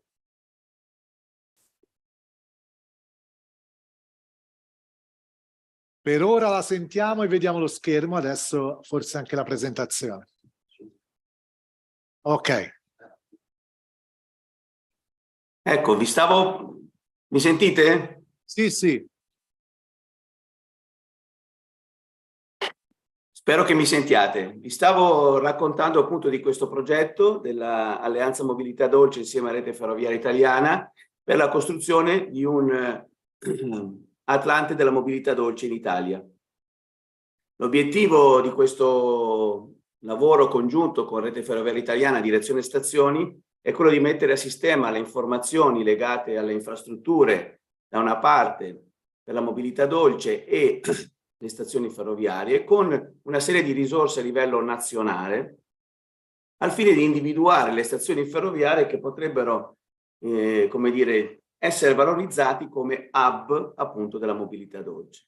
Lo scopo è quello di poter entrare in contatto con gli enti locali, le regioni e le province, come ad esempio la provincia di Livorno, in modo tale da poter capire dove fare sinergia con i finanziamenti, sia pubblici che privati, e anche quelli di Rete Ferroviaria Italiana per attrezzare le stazioni, e poi quello anche di informare un po' i cittadini relativamente alle possibilità che questo sistema può avere.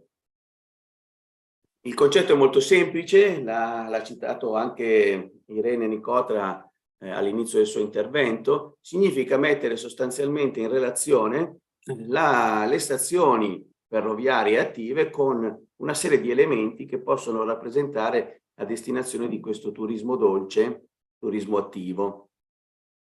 Abbiamo mappato quindi le ferrovie turistiche esistenti, i borghi, 83 cammini, 42 del MIBACT più altri 41 che la nostra rete ci ha messo a disposizione per circa 24.000 chilometri, il Sentiero Italia CAI e i sentieri europei della Federazione Italiana Escursionismo, che è membro dell'Alleanza, 18.000 chilometri tra Greenways e le ciclovie turistiche nazionali, chiaramente purtroppo ancora sono in progetto, e la rete Bicitalia, i siti UNESCO, le aree protette. Quindi una volta creato questo sistema, abbiamo messo in relazione con la rete delle stazioni attive esistenti, che sono circa 3.000, creando appunto una serie di diciamo, indicatori, no?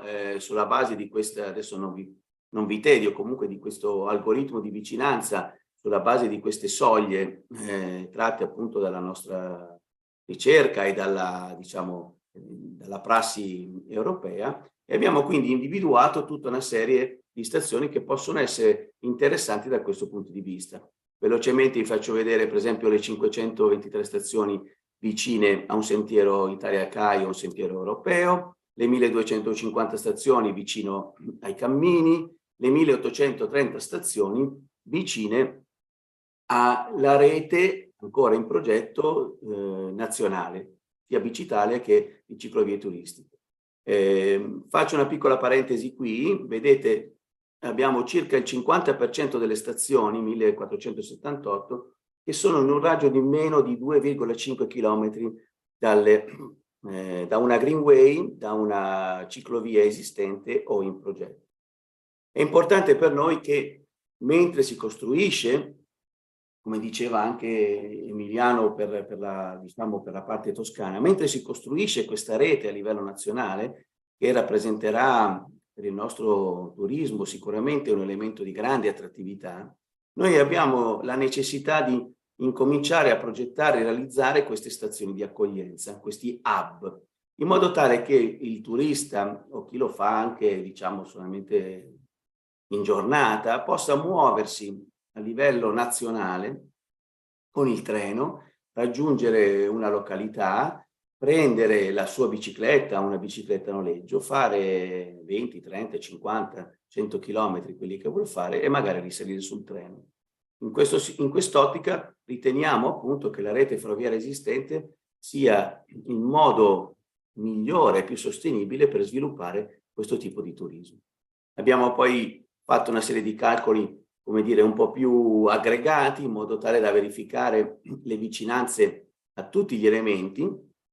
Qui vedete ad esempio le 109 stazioni che sono vicine sia ai borghi che ai cammini che alle ciclovie, no? E abbiamo creato un indicatore di sintesi per ogni stazione che ci consente sostanzialmente di valutare quelle che sono le stazioni più promettenti, no?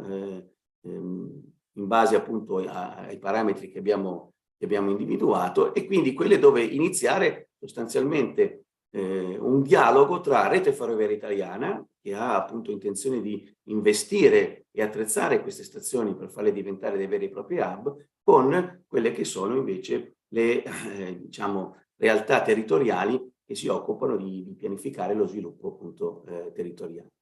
Abbiamo poi aggiunto le stazioni paesaggistiche, cioè delle stazioni che sono lungo linee che hanno un valore anche paesaggistico, e questo perché il viaggio potrebbe iniziare già sul treno, cioè il treno per raggiungere la località non è più considerata solamente un mezzo per arrivare, ma il viaggio inizia sotto casa quando io salgo sul treno e comincio a godermi appunto il territorio e il paesaggio italiano. Abbiamo poi individuato un sistema di pesatura per riuscire poi a dare un indice sintetico globale, che al momento è ancora sotto fase di valutazione da parte diciamo, di questo board di persone che si sta occupando di questo progetto, e quindi arriveremo poi appunto a individuare queste zone. Ho portato così, visto che siamo a Livorno, anche se io adesso sono a Milano, un estratto di quello che è il nostro Atlante, con l'elenco appunto delle stazioni in provincia di Livorno e con l'evidenziazione con i vari colori degli elementi che ci sono appunto nei pressi di queste stazioni. Poi appunto diciamo, la provincia ha questo materiale. L'ultimo accenno è sul discorso dell'ultimo miglio, cioè questo è un esempio diciamo a Castellaneta, però ci serve giusto per farvi capire, no, quello che è il tema fondamentale. No? Abbiamo una stazione, abbiamo nelle vicinanze un cammino, una greenway, una ciclovia, un parco, un borgo. Il tema è attrezzare la stazione e fare in modo che il turista, il camminatore, il ciclista possa, una volta arrivato alla stazione, scendere e risolvere questo collegamento, quindi avere un percorso sicuro per raggiungere appunto il sistema della mobilità dolce e le risorse che ci sono nell'intorno. Per chi volesse giocare un po' con il sistema è online, si può raggiungere attraverso il sito dell'Alleanza Mobilità Dolce o il sito di Rete Ferroviaria Italiana, è un WebGIS che si può consultare. Chiaramente non ci sono tutti gli algoritmi, ma si può già vedere appunto per ogni stazione che cosa c'è nell'intorno. Io ringrazio le persone che, oltre alle organizzazioni, che stanno lavorando a questo progetto, che vedete elencate qui, perché è chiaro che le organizzazioni sono importanti, ma lo sono molto di più le persone fisiche che in qualche modo arrivano e lavorano su questo tema. Because they are working on this topic. Thank you, Professor Sanas. I hope that you will be able to stay with us a few minutes more so that you can probably take part in the roundtable. Then we have Massimo Giustini, the coordinator of Sharing Mobility Observatory. Share is the idea. We understood that sharing in also policies for sustainable mobility is important, and the INGE is doing this. We are sharing results and perspectives.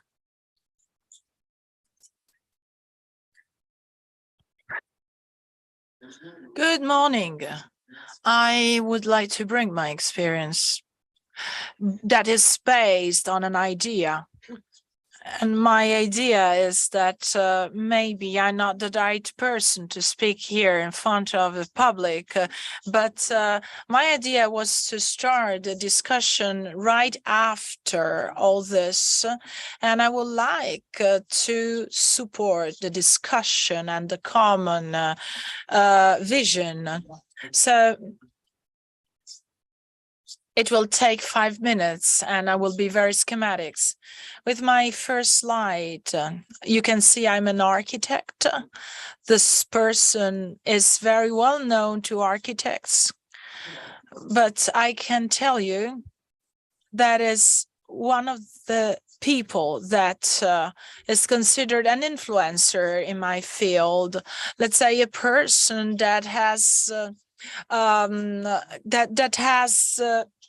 influenced the planning in towns. Monsieur Le Corbusier, but he had another name, but Le Corbusier was the nickname.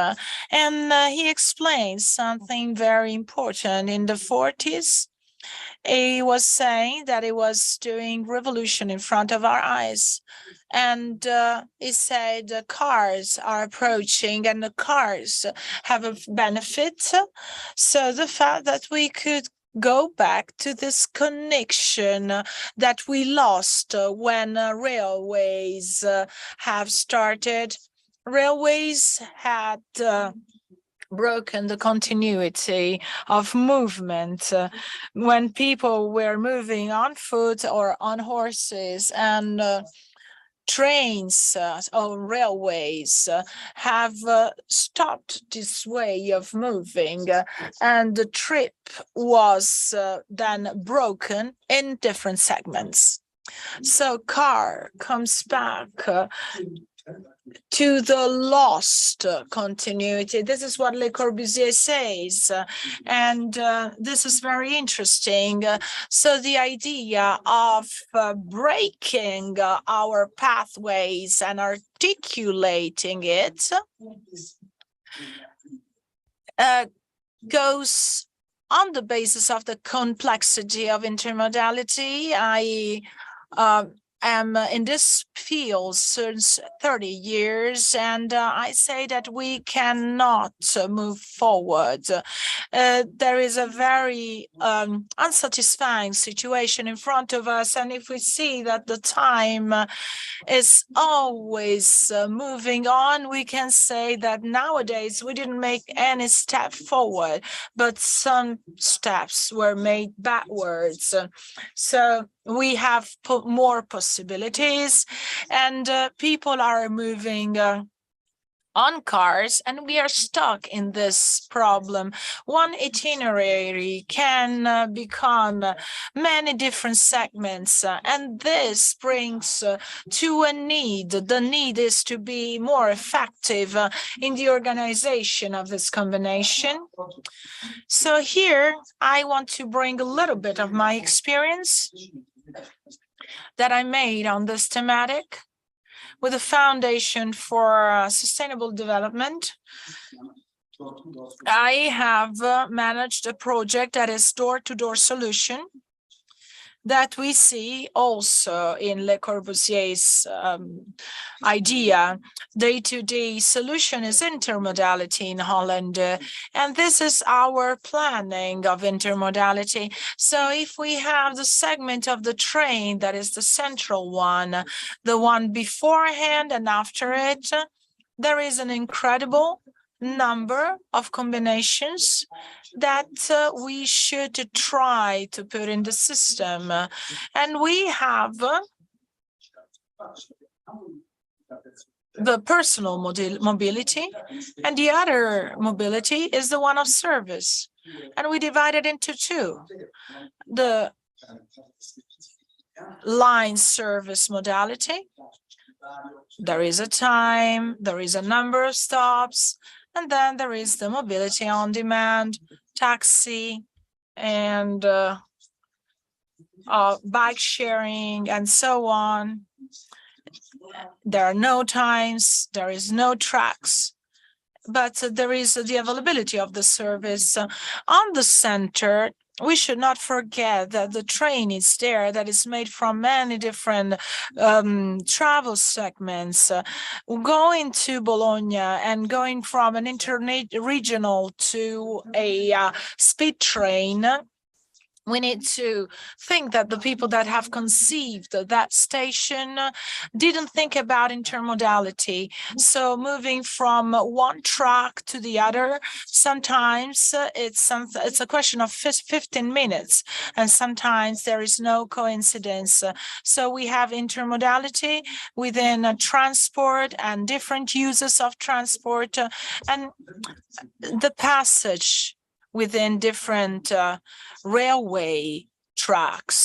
So this is my way of thinking. From one side, we have a car that in reality, it's an extremely easy system. People that do something can always be there. Some people buy the car, and even the car is assembled. Somebody manufacture tires, somebody manufacture steer wheels, and somebody manufactures roads. If we think about intermodality, it's just like a car, but it's not assembled. It's a labyrinth. So if we see that the citizen has a difficulty in going from one mean of transport to the other, we need to be more rational. Otherwise, this is an obscure wood in which the citizens has to move. So to conclude, in Italy, we are going backwards. The labyrinth is always more a labyrinth, and we cannot find the end of it. We cannot get to the front door. So the elements that create the labyrinths are two of them. And we need to follow two pathways. And I would like to talk about two mistakes that we have always made and that we cannot go beyond them. First one, we cannot cooperate. That's an issue, an Italian issue. We're bad in cooperation. We are always inside our perimeter, and we cannot move forward. We are lacking empathy. We are lacking empathy. We are lacking the other stakeholder, and we don't know which are the issues. But we have a tendency of pushing the one to the other and saying, I'm going first. But if I don't understand the issues of a person and we do not understand it, we don't find solutions. We don't find effective solutions. For a couple of years, I have driven trains, and I can understand what a transport company says. So letting bikes entering inside trains, so that's a complex matter. So being in the shoes of the transport company doesn't mean that we cannot do anything, but we should understand the issues and responsibilities of the people working there in order to set a dialogue, to find a shared solution. Then second point, what we lack in Italy is the strategic planning. It doesn't mean to make a plan, but it needs a new mentality. It needs to detect priorities and act towards the priorities with a clear view on the aims. To conclude, intermodality, for what travels is concerned, touristic pathways and so on, people displacing from one place to the other, that's something. But everyday mobility, it's something else. We cannot think that we can do the same thing. We need to choose. We need to see where do we want to concentrate our attention. Another point is that there is a very strong difference between infrastructures and realization of infrastructures and service management. These are two different things, and we cannot put one thing together with the other. We need to avoid thinking about it. We create something, we don't know who manages it. We create a parking place, but we don't know if there are economical resources to make it continue to exist. So we need a difference between CapEx and OpEx. So cost as investment, cost as operational level. These are two different things. And last but not least, let's try to understand the substantial difference between personal mobility. I have my bike, I have my car, I have my scooter, and I move with them, and the mobility as a service.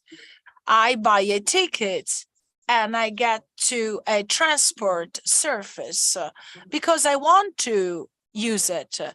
If we don't understand how the one user works and how the other user works, how can we create intermodality?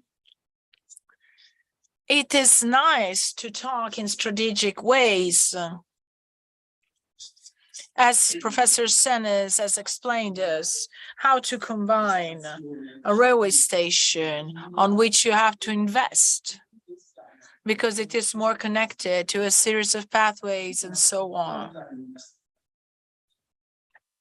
But we have an issue. That's an italic problem. We have the railway system that it is divided into two, and that manages the network, the railway network. And then we have another structure that manages railway system between Italy and so on. So in this moment, if you look at the Italian reality, and I know very well Holland reality, and I can tell something more about that. The two realities, because also in Holland, there is the same thing. We're talking about the European directive of the beginning of the 90s. In the two realities, people have understood that the intermodality bike and train is important to develop the business of people buying tickets and the ones that purchase our tracks, our race tracks, in order to provide resources for the maintenance. They are investing on it. Are we doing the same in Italy? Do you have the perception that Trenitalia and RFE have a real priority to develop the intermodality between train and bikes? And I have to say no, not because they're bad or because they don't want to work, but because this is not considered a priority. And if these two institutions have to be on the market, they have a budget, they have indication, they have national plannings, they still don't know about it. And if we look at the plan of bicycle mobility, and you check the targets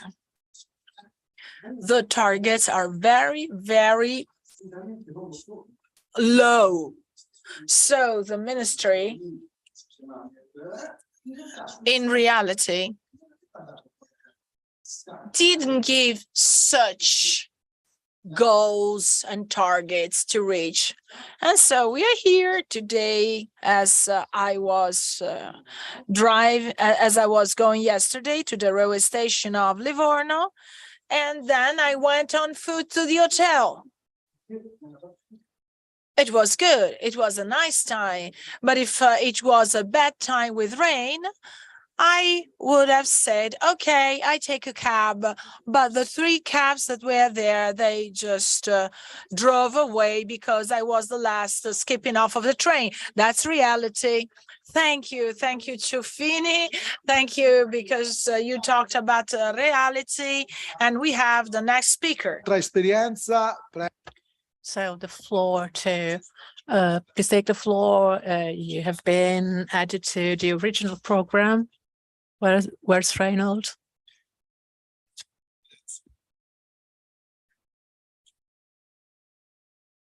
Giorno. Okay, buongiorno. Presentation. Yes. With this. This. Eccoci. Okay. Thank you. I wasn't really prepared to do this in this second.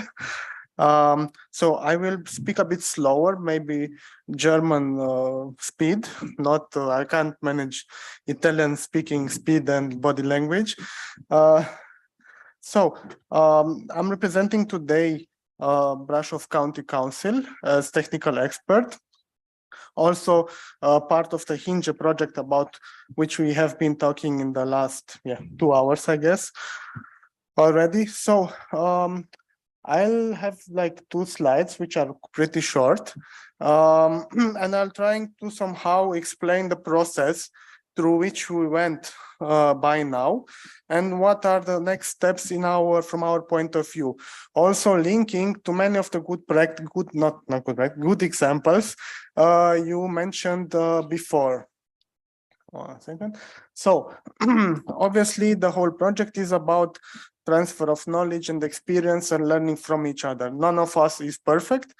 Each of us has to learn, but we can learn from each of us because each of us made some good progress in some projects and have good experiences and so on. So basically the whole project is about exchanging these good experiences, building an action plan, and further improving bicycle intermodality. These are the good practices that Brasov County Council brought to the table.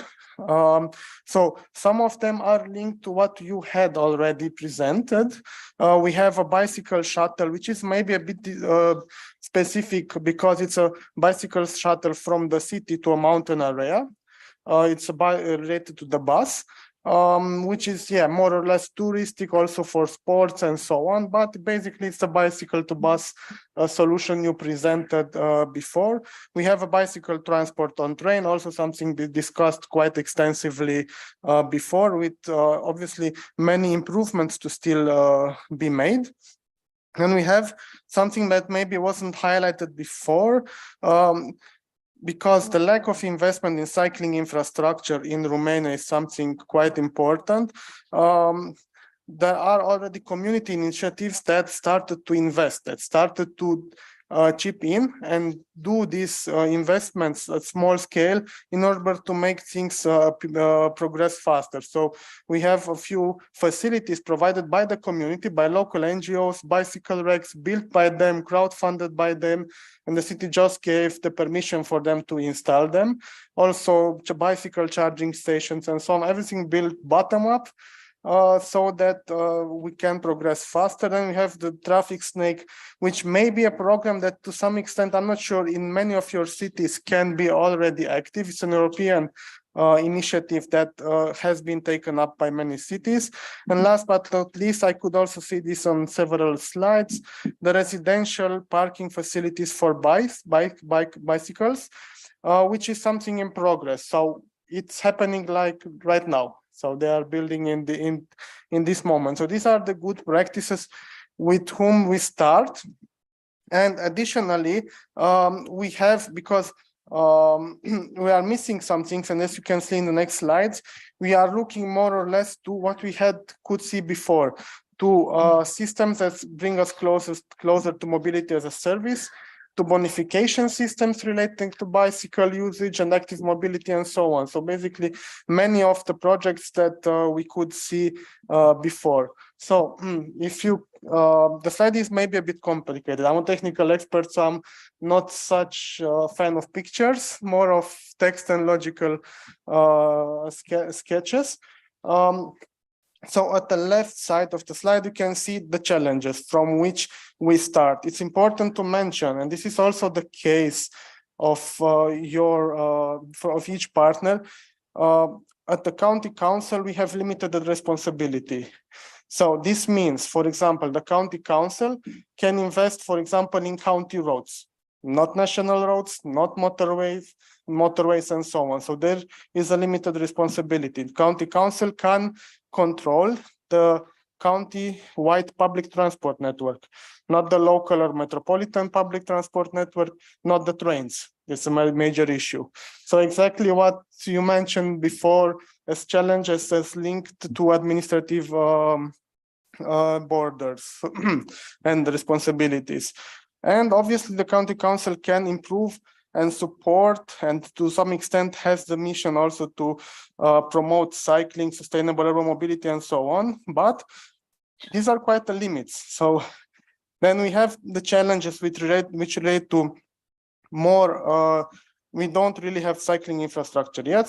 In Brasov, we had barely 5 kilometers that can be considered to be decent, not good, decent. So yeah, with 5 kilometers, you don't do anything. So it's basically nothing. But indeed, there are plans for at least 80 kilometers to be built in the next 5 years. There are funding for that. So this thing is under control. Then we have also county-wide feasibility study for, I think it was 100 kilometers of cycling routes in the whole county. Here also, again, with the limits that I mentioned, you can't really do anything on terrain, on places that you don't own as county council. So it's a bit difficult to find these 100 kilometers to be in your responsibility and also to be like useful to connect important places. So the basic is, yeah, like work in progress. So hopefully in the next 3 to 5 years, we can have a basic network. Then at county level, it is unclear who related to the responsibility of cycling routes. So it's not yet something clearly defined. You are the owner of this route, you can invest it in so on and so on. So this is something we are still working on. And then we have the traditional problems with intermodality. In Romania, you can't really transport bicycles on train. You are allowed to do it just if the train has bicycle racks. They don't have.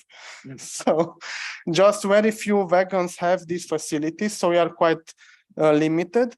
Then also you can't transport the bike on the bus unless the bus has a bicycle rack or bicycle support system. Here we have the good practice where we started to do this. And obviously we don't really have yet enough safe parking places. We don't even have bicycle storage. So we basically have some racks, but they have to be really improved. Cycling culture is rather car culture, something you may be also aware. Being a mountain city, we still have the luck that there is, let's call it a mountain bike related culture. So people are very aware and very attracted to the sports, and that somehow also brings them closer to cycling as daily activity. And obviously then the traditional challenges related to data, we don't really have data about what routes cyclists choose. We can make use of Strava and so on, but those are mostly used to leisure and so on. And also being a touristic city, we have the traditional overload of tourists coming into the city in the historical center and overcrowding it, because in Romania they come mostly by car. So everyone going there, looking for parking, crowding up the whole streets and so on. So these are the challenges from which we start. And then we combine them with many of the projects you mentioned before. Some from inside the network and some from outside. From Hungary, we have the cycling path section managers, which could help us to better understand how to manage these cycling routes at the county level. Then we have the bus and bike project from the policy learning platform, and also the network of bicycle parking stations. So these are important good practices, but for us, and also for the responsibility of the county's council, and somehow linked to what is also happening in the Brasov, the major city of the county, we are also quite interested in the good practices that you mentioned before, those related to mobility as a service, because this is something which is quite starting to being developed. And then in going to a good path, already integrating cycling infrastructure, cycling routes and so on is quite important. Pin bike is a good example we already included. We have also Bela Moza, also Atlas of Soft Mobility, and we could see is quite something we would like to do and could be an option for us. So we are trying to take like small chunks of ideas, and also from the discussions with you maybe in the breaks, to somehow fine-tune our action plan. Now, what you can see in the last column is what we are thinking about now, how to transfer from challenges through good examples to some possible actions.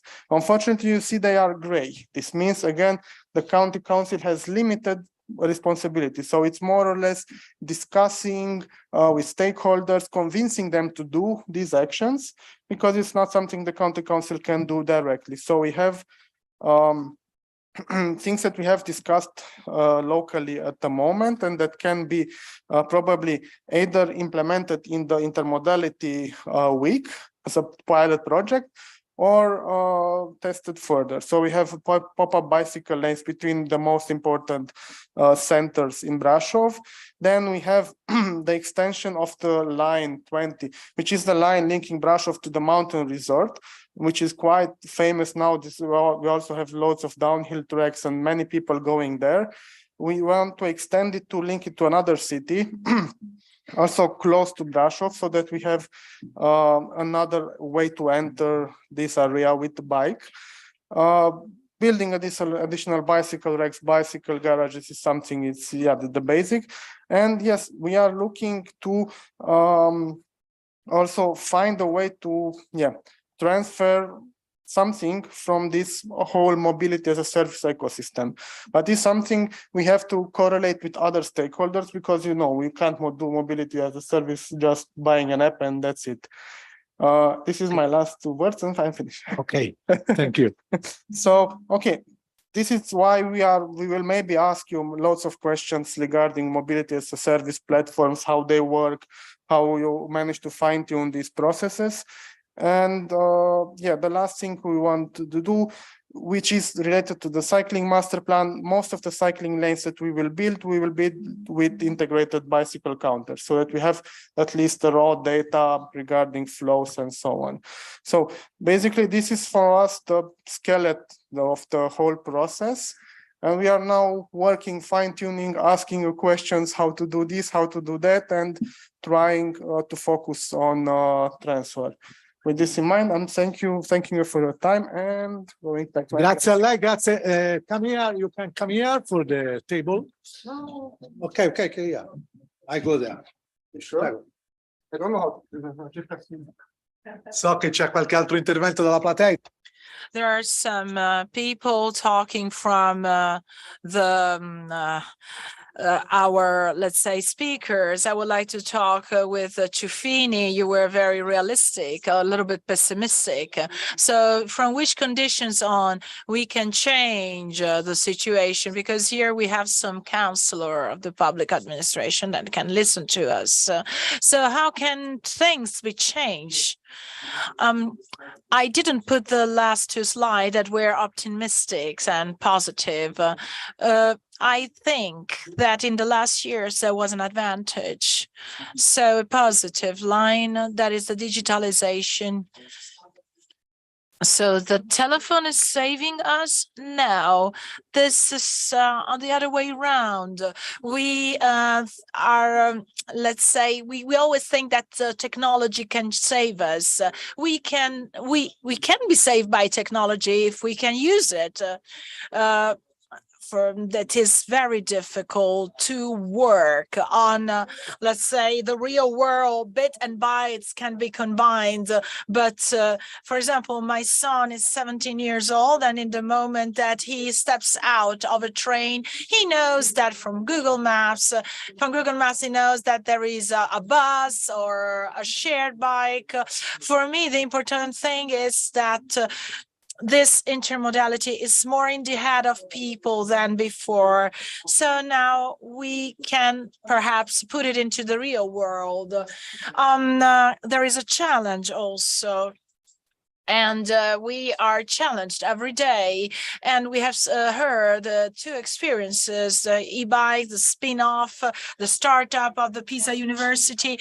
How much is the impact of being in competition with yourself and with the others? Well, that has a good impact, and we have seen that verification is one of the most effective tools to change habits, because we have components according to the axis, according to intermodality. And if we can involve people in a more funny way, we still have the possibility of having some result, because there is still a huge majority of people in Italy that don't want to walk 10 meters. So they say, well, 10 meters today, 10 meters tomorrow. Well, okay, it is clear. Mrs. Petri, is that for you also real? Mr. Petri? Well, my idea is a little bit more pessimistic, because I am a realistic. Well, but pessimism has something to do with an aspect. So you work with the people today, and they don't want to drive cars. Also in Italy, young people don't want to drive cars. When I was a young guy, I wanted to buy a car so bad, but that's not the same today. Well, this is very encouraging. And this is positive. And I hope that the administration can intervene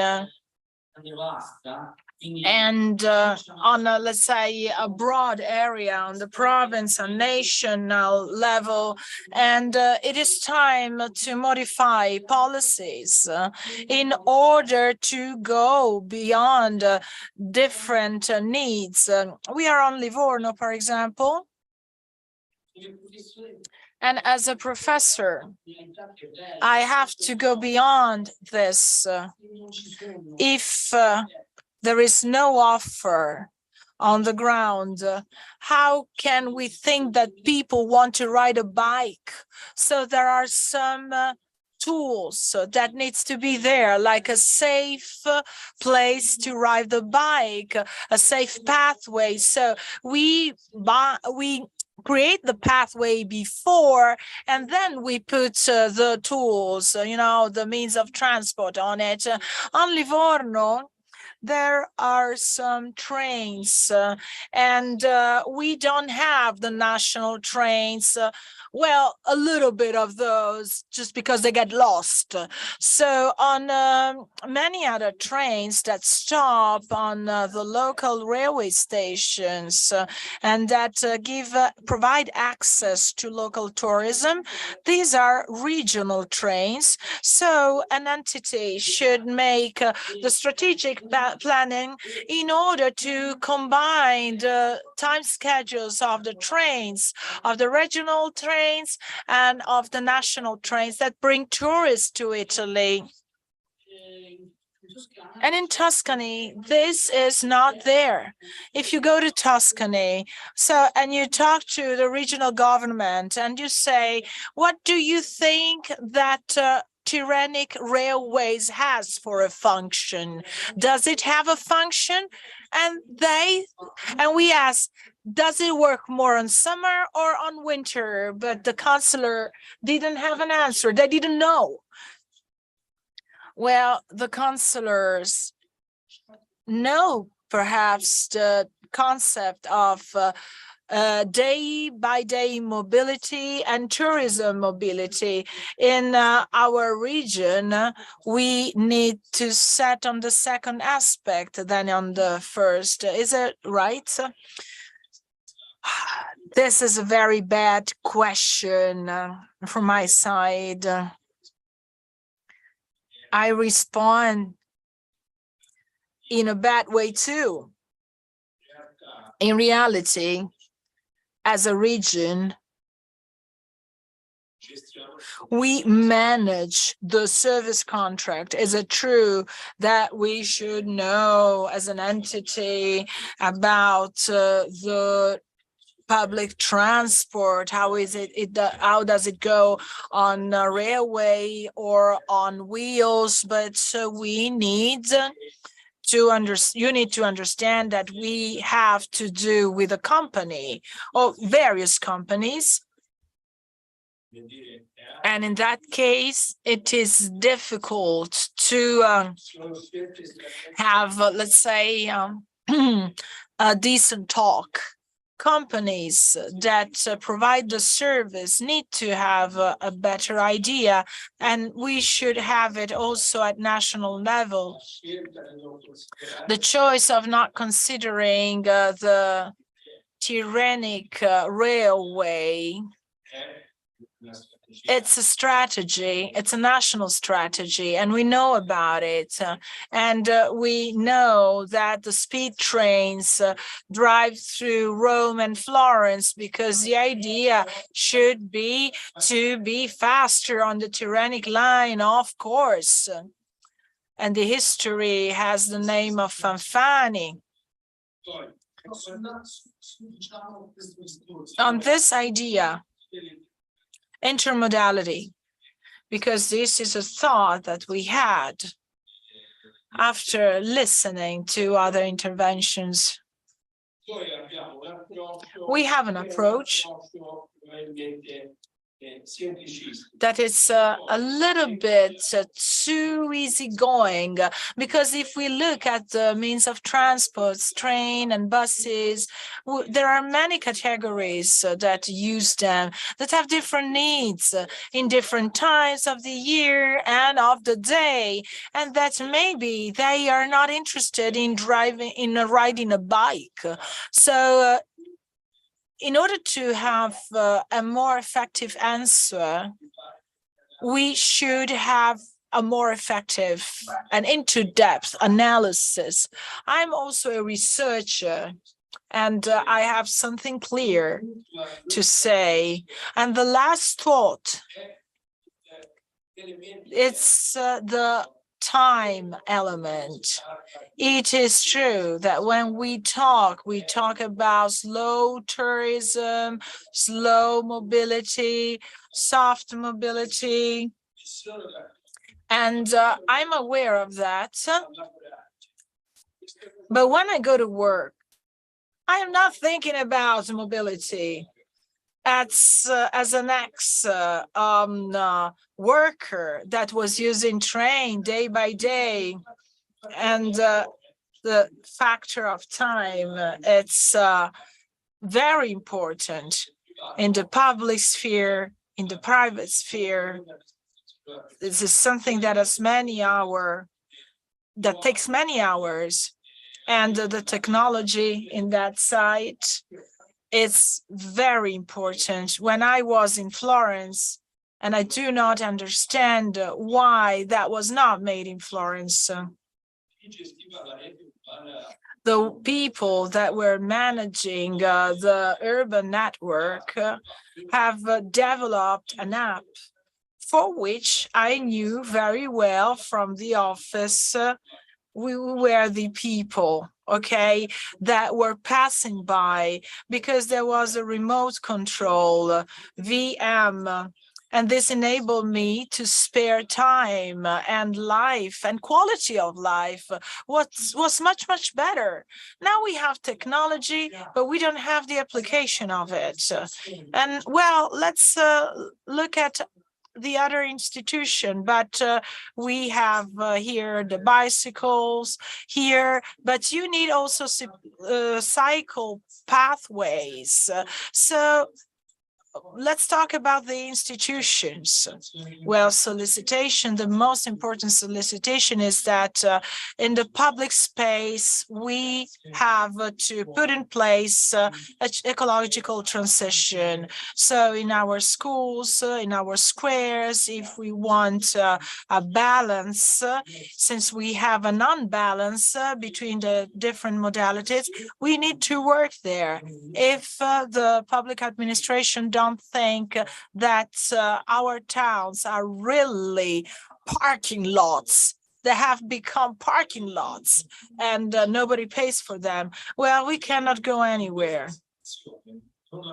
This situation has no future if we don't decide to take away what we add. Maybe that's what you said already.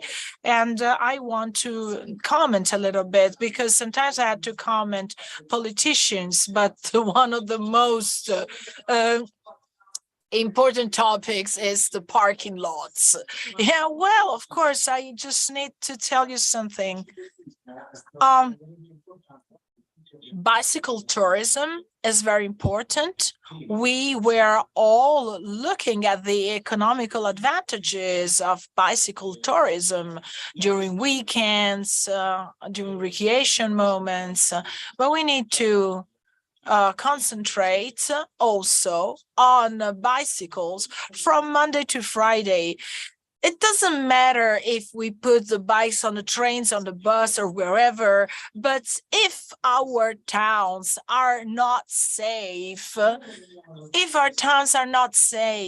our roads are not safe to go there with a bike, we cannot have tourists and we cannot have normal users. We don't see the data. We say that the young people are less keen to drive to drive a car. I have my own bike. I have my own motorbike. I have my car. But I see that our public administration invest a lot in bicycles. But maybe we have more people on bicycles, but it is stuck. We sometimes see that there is no growth on that. Says, do you have something to add according to this discussion, so that we have the institutions involved? Is there a perspective, or are there issues? Can you hear us? We cannot hear him. There was maybe a question from the public, from the representative of an association. Let's ask the question if Professor Senes can come online.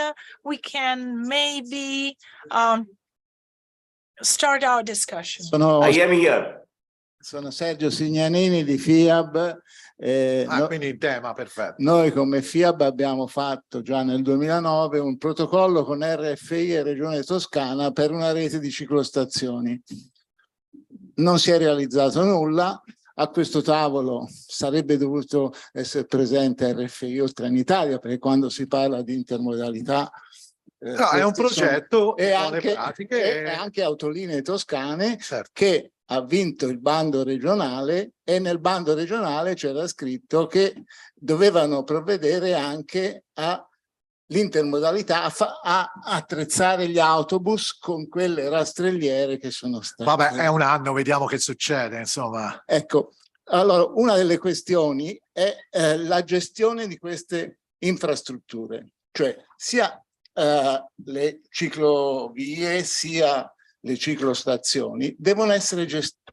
Road cycling ways, and the associations and the organizations cannot manage them. So we need to get the private stakeholders involved in these projects, as happens in other countries, because otherwise we invest money, but there is no actual result. So we were talking about sustainability, economic sustainability as well. Well, can I say something about this? Yes, when it comes to the Dutch railways, the parking lots are managed by the railway company, Dutch railway company. It's part of their activities and their business. If I have a tool that is bringing me customers, that becomes a part of my business.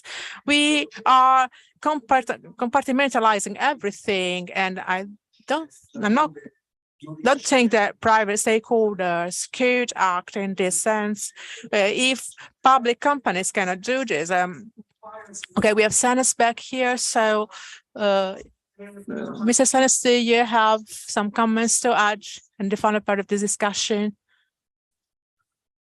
Io purtroppo sento solo la traduzione in inglese, Unfortunately, quindi I only spero di hear aver the English capito la translation, domanda. so I hope I understood the question. In the last part, we highlighted some critical issues that you know and you heard from the other speakers. We are now talking about the institutions. We are halfway of this Hinge project. And so what's your input on this? We lost you, sorry. It's complicated. We lost you. This connection is really difficult. So thank you. I have to say goodbye to you and go back here to the floor. I'm a sociologist. So this is my last comment. And yeah, we have been talking about a cultural aspect, but before we work on the infrastructures, we have to make them usable. And so why 70% of the Italian citizens they're not using public transports? Because they have a different frame of mind and because the conditions are not there in their mind for doing so. So we have to make also sociological studies. We have to change the culture, the frame of mind of people. I need to bring my son to school. What do I use, the car or the bike? I have to show my new car. I have to show off my new car. Or so I need to reach the front door of the school. So we have to consider all these aspects in the plans, the urban mobility plans. They should increase the active use of this mobility, the soft mobility. So if you want, yes, I will try to summarize all the input I got from the different speakers. So we have to change our point of view and our approach. Sociological studies should not be from our point of view. We are old and young people change. They're not taking the car. They are not interested in showing off their new car. My son is 20 and it does not even thinking about getting a driving license, and I have 2 cars. So why? Do you know why? I'll try to answer. Because they do not travel, because they do not move. Digitalization and COVID told them that they don't need to move. They play, they study, they do everything through their computers, their laptops, their mobile phones. So if we want to push them out of their rooms, out of our houses, and we have to understand what they think. And so also for their health. So do you think we have to change the approach we have? Well, this project started in 2021, but do you think COVID changed the scenario we are working on in? Yes, it's a difficult process, but through repetition, we learn by doing, and that's the main idea. So even in our projects, we learned that we need to change our point of view and our approach as well. And not just for young people, but the poorer people who can buy a new car nowadays. Well, you know that the cost for even used cars, second-hand cars is increased a lot. So because new cars are so expensive and not available, even second-hand cars are even more expensive. And so do you think that we need to go on investing on infrastructures for cars? Well, it's easy because the car brings you everywhere, but it also limits you because if you have a traffic jam, you cannot reach places as it happens today. So our role, what's our role in this? Well, you were talking about digitalization, as didn't you finish right? The smartphone will help us. Smartphones will help us, but it's not just a smartphone. It's not just the app. With all due respect for all the apps that you have presented today, it's the integration of data banks, the coordination of different data. So knowing live when the bus is arriving. But for this, you need data banks which are updated in real time. So coordinating all the different compartments, the different fragmented skills and know-how, because the region has a part of it. One piece is for the municipality, another piece is left to companies. So let's try to find the connection points, not just separation points. And there's much more to say. And I'd like also to hear what the municipality of Livorno is saying, because the municipality is committed for integration and promoting the use of bikes, because using the bikes with no integration with other vehicles, at this point, it makes no sense. Well, we want to improve integration, as we said, with the mobility projects, and the last mile issue comes back again and again, because we cannot reach, for instance, the Venezia neighborhood, which is a part of Livorno. So what do? I take a bike sharing bike, or have I my own foldable bike, or can I have a scooter, or I use the LAM? We have a service which is a really efficient, a bus service which is really useful. It's called High Mobility Lines, LAM, and people like them. And when people try this, it's really interesting. And there is a connection. I cannot arrive in Livorno from Pisa, but I reach the fringes of the town borders, and then I take the local bus to move inside the city. Well, we consider bikes as the last mile, but actually the bicycle is the most efficient vehicle within 10 kilometers of distance. So we're not just talking about the last mile, and logistics in this case is not a last mile issue. We have non-motorized vehicles which can be used for transport of as cargo transport vehicles. So it's considered, actually, we have a research to create connection points for this. For the logistics for this, we have the land port in Livorno, which is an important node of the logistics at national level. And we're trying to use sustainable vehicles, not just bicycles, but green trucks, in order to also concentrate on these aspects as well. Well, I could talk about this for hours, but we need to summarize and close our conference. So you heard about the experiences here in Tuscany. You took part in this project, but Lombardy, what's the situation? Are you more developed? Are you lagging behind? What can we share?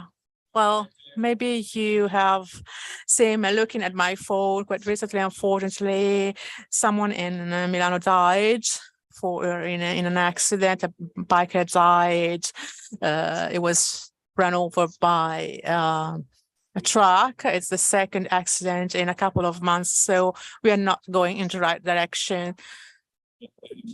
We are not working on training citizens or operators, especially for heavy vehicles, and also for personal mobility. There are no organized and integrated plans to reduce the use of motor vehicles. So we need to start to talk about this. We need to reduce the use of motor vehicles, because the car is an easy vehicle to use, to drive, as being important in the 20th century and 21st century, but it's at the moment it's creating more issues that it can solve. So Lombardy is certainly has really good results in terms of tenders, but we have still a lot of work ahead of us. But when you talk about intermobility, we're talking about walkers and buses, trains. We are walkers. And when it comes to road safety, we have issues for the pedestrian users. Actually, there's this idea that bikers and pedestrians are frail users. I think car drivers are the larger community, but there are accidents on all sides, so we need to reorganize. So the law is simple. First, pedestrians come first. We go on foot when we reach a bus, when we reach a train, and we move to a different vehicle. Yes, on the same line, we as municipality understood this, and that's why we had pedestrian crossings near the hospital in the Via Italia area, because there was high mortality with 7-8 casualties per year, and we made this super elevated crossings. And this year we only had 1 casualty on the same area. Well, citizens are asking to have these similar solutions in different part of the town. So Petri was, since technology is helping us, was technology providing for us? So what can we expect in the near future besides using AI, which will improve the data management and the like? Well, we have been talking about mass, and Dr. Ricotta also talked about mobility services. There will be the future. The problem here is that our administration, our authorities has to change, because mobility services imply management. So digitalizing means that we will have information, so we need to keep information updated. This means that we will have people working on these aspects, and maybe in the public administration, we have the same person working on tenders, mobility. Well, this is an important input. So for you work on a daily basis with these very dynamic companies. What technology, what will bring technology for us? Well, data treatment, data management is fundamental. We are concentrating on these aspects in particular, and on trying to have a data analysis which is performing and which is useful for public administrations. So, and are we there? Well, yes, we reached a good point. The winning strategy is to integrate several applications, several data sources, and the only possibility for us to progress is to cooperate. Giuffini, you worked in Toscana 250 in Florence. Did you manage the Tuscany of the future with so many future scientists? So the first thing was the point of transport from Pisa to Florence. That was one of the topics. So a trains that cover this track in 10 minutes. We are talking a lot about climate change, but we have been talking very few about bicycles in this context. Why?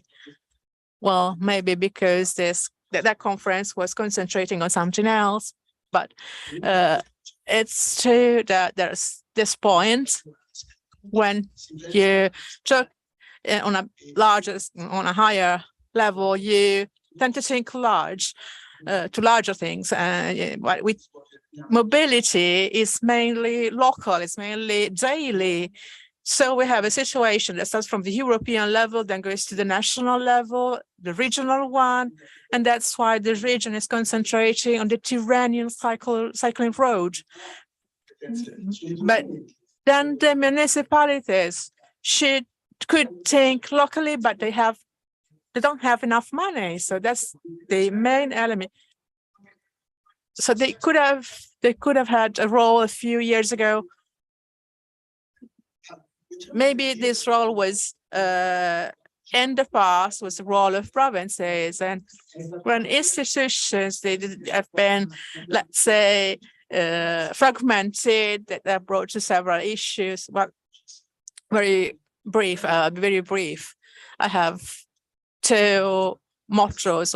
One is Fiat 500 is trying to have a target to reduce the number of cars and motor vehicles in Italy.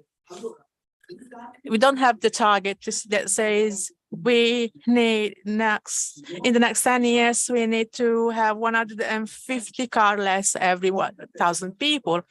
And then there is this small but important work. We are going on thinking that we need to have a huge amount of money and spend a huge amount of money to do big things. And on the recovery funds, most of the money is put on tourism, and urban expenses are almost irrelevant. And I think we must do the opposite. We need to work on the daily activities and daily mobilities.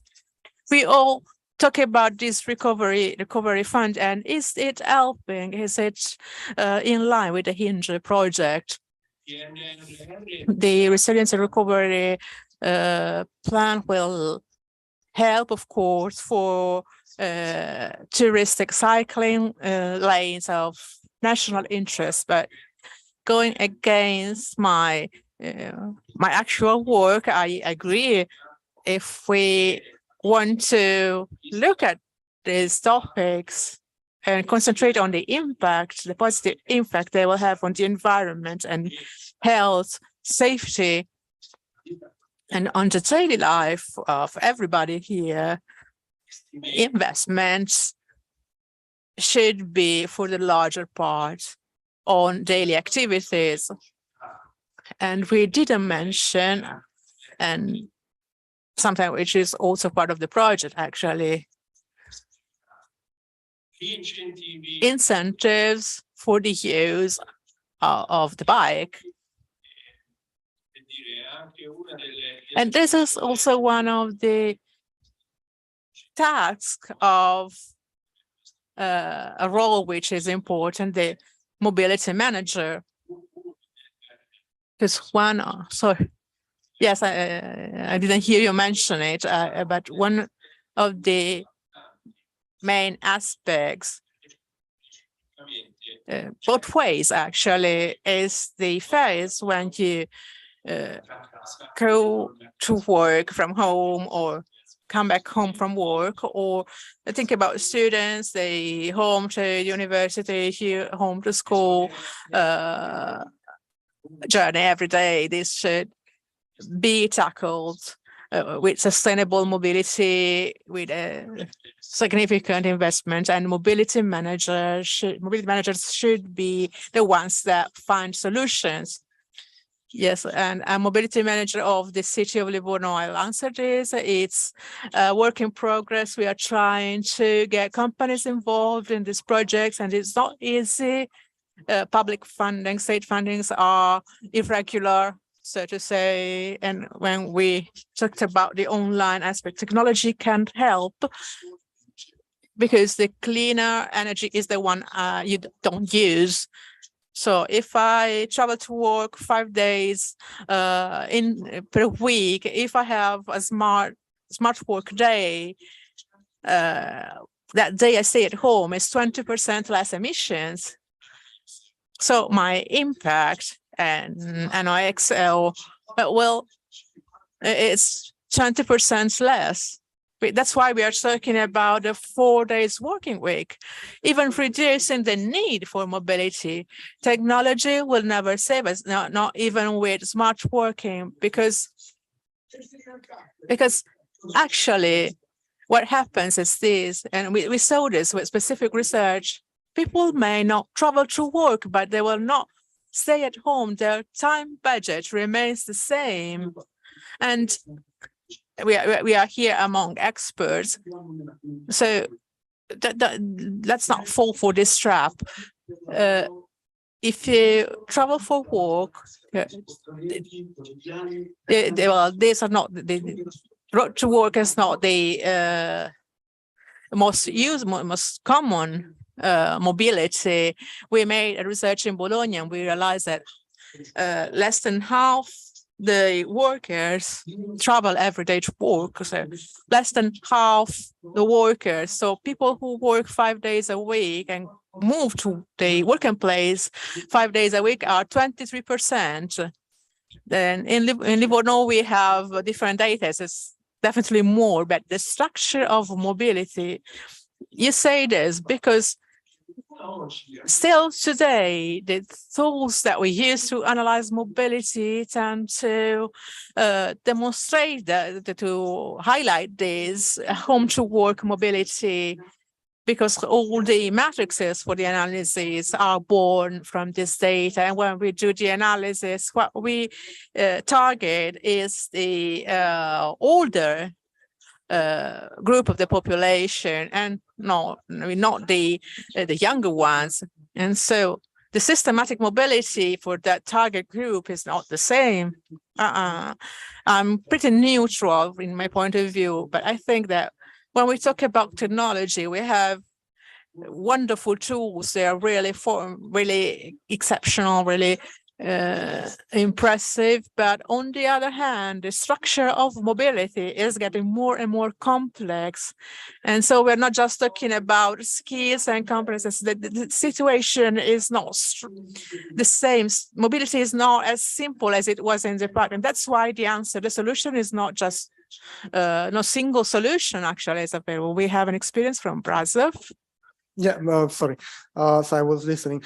Yeah, I mean, I heard by now very many times mentioned the terms of slow mobility, which in my, okay, I understand the term, it's traditional, but it's not a good way to promote this kind of transport. I'm very much a fan of what we call active mobility, because you move yourself, you increase your health and so on. And also what is maybe new, not sure for that, what we call meaningful mobility. Mobility is also linked to the social cohesion, to the fact that we meet people, even in a random base, not that we stay or in the car with our good or very bad music locked there, or the fact that we stay behind, like you mentioned, the PC and see. So we have to meet people, we have to, but probably find a new girlfriend or something like that. So the fact that we have c'è un problema culturale, c'è un problema. It's not about slow, because everyone wants to be Questo è un punto penso condiviso da tutti. L'applauso arriva dalle Gabbiette, ma I think this is a really interesting and shared point.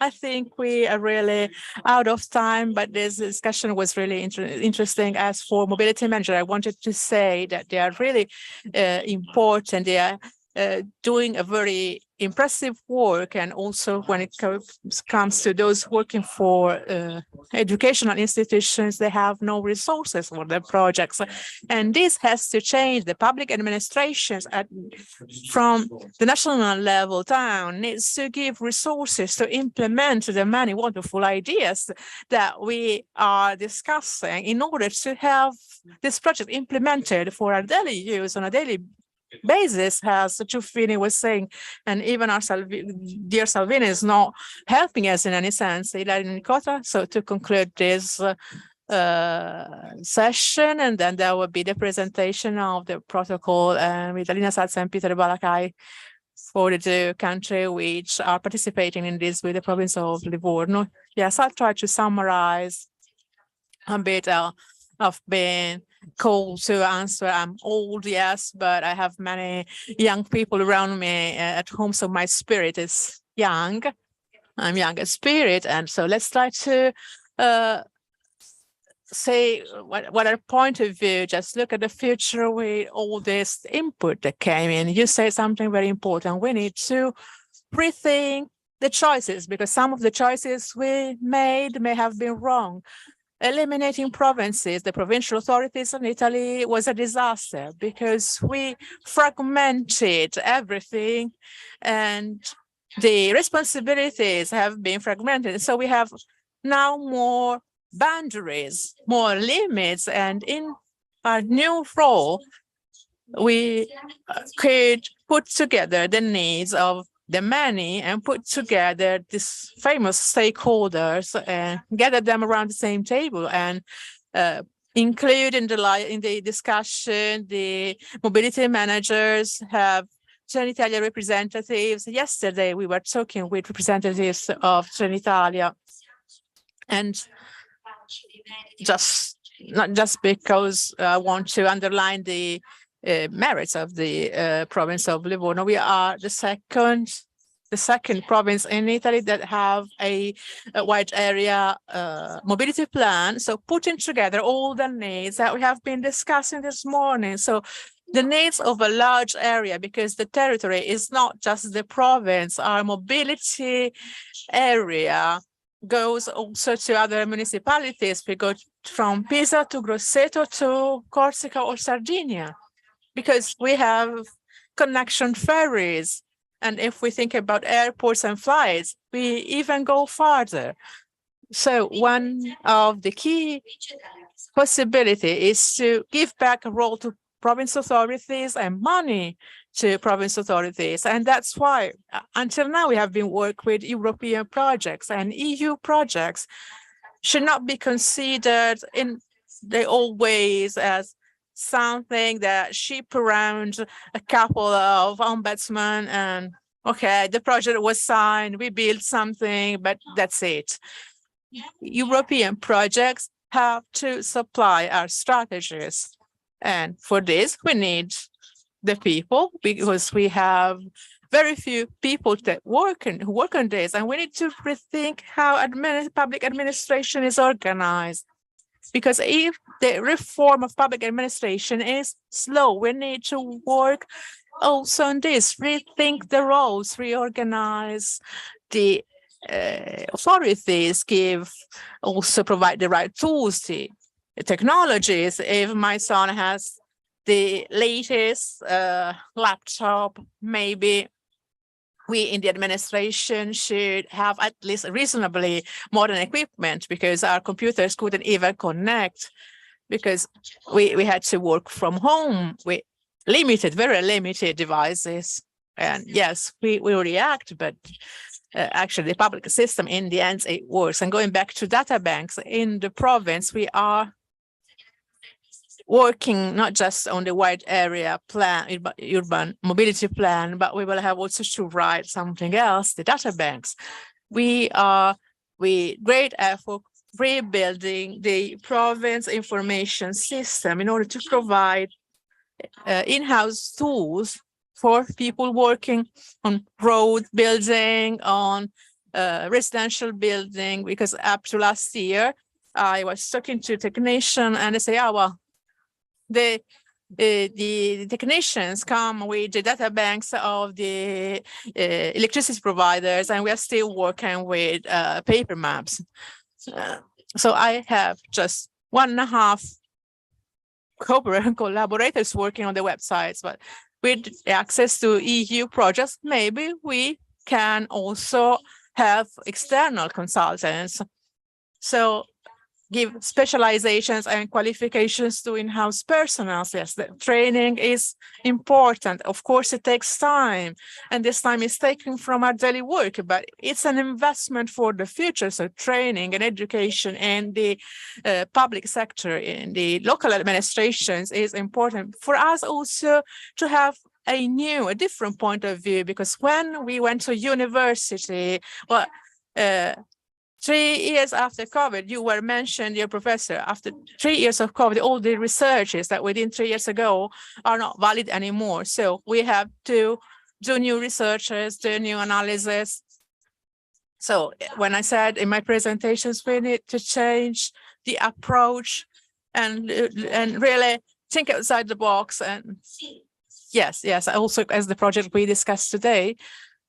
And to conclude, we also need to have some practical implementations. We need to invest on security. I was talking about bike thefts. It was a way to stimulate the discussions, but bike thefts happens all over the world, not just in Livorno. So we must invest on protecting the vehicles, yes, but also we need to invest on the safety of roads. We cannot allow for bikers to risk their lives when they ride around. If I want to send my son to school with a bike, I need to know that the road is safe. So when information systems at territorial level and technologies that can be integrated, and also we need to create connections with the companies. If companies do not provide data for our data banks, we will never have this data in real time. So invest in accelerating change and follow up the change and the acceleration of changes that we saw in the latest times. Also from the sociological point of view, as Signorini said, so go in schools and spend some time in teaching and listening to what the students say. And again, to conclude, a technician, not a politician, but we need brave political choices. I have been saying this for more than 10 years. Our politicians need to wake up, and they need to understand that, think differently. That they shouldn't think just in keeping their position, and make also unpopular choices like traffic-free city centers, or let's say have bike parkings instead of car parkings. Yes, thank you to Reno Nicota. Thanks to all our guests for this roundtable. We have to squeeze a lot of things in this very short time. So please take your places, and I will invite the representatives of these two countries involved in this project, the country of Vas in Hungary and the Brasov country in Romania.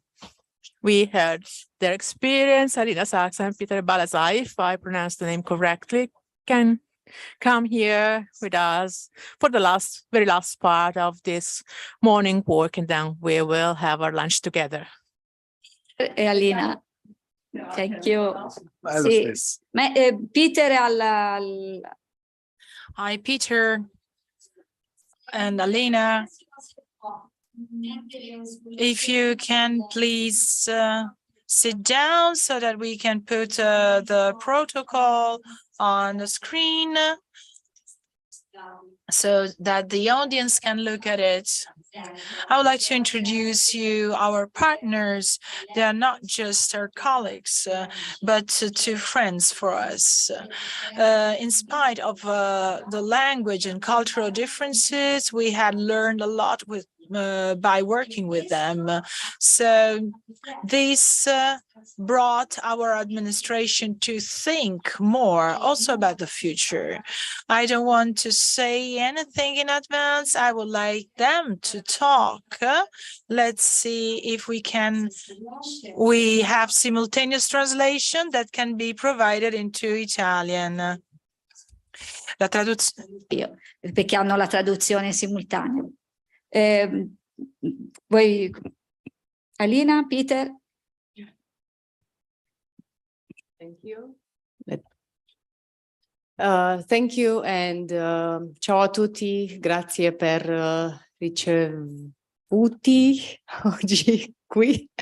Il mio italiano non è tanto bene. My Italian is not very good, but my friendship with Italy is actually very good since a long time ago, but even better because I believe since 2018, we started one joint project on Interreg Europe. It was about thematic trails and how tourism can contribute to having these thematic trails better, with a better infrastructure, more visible, and inspiring ourselves in making decisions on these thematic trails.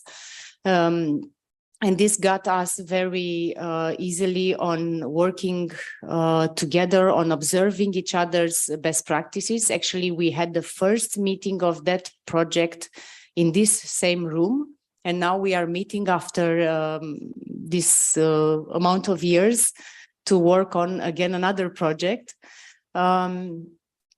It's good that when you are in a cooperational project, either financed by Interreg Europe, by EUCI in this case, or other donors, one main achievement is the fact that you can observe what others have done. And you can, I was watching you and following the discussions here at the table, and you can tell that each of us have the same issues. Either there is not enough stakeholders at the table, or there is someone missing always from the table. There's one point of view. We have data, but we don't put them in common. And this working together is something that you learn by doing. I think we all have learned in these years that if we put more stakeholders, regardless of the topic, whether it's transportation, tourism, mobility, this is something we all need to do. And if we do that, then our plans are constructive, have a common direction, and we can all relate to these common plans. I'm happy to represent now the county of Brașov in another project, and for in facing a protocol for better cooperation in the future, because also Hungary and Italy and Romania as well, we committed ourselves to find more opportunities for better growing together. And I hope that we will also find available funds, because you cannot do many things without funds.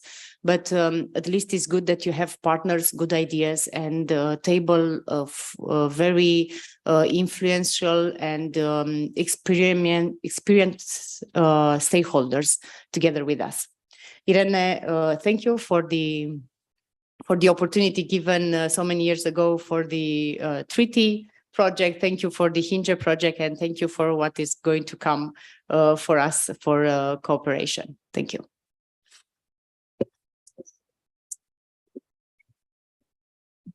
Thank you.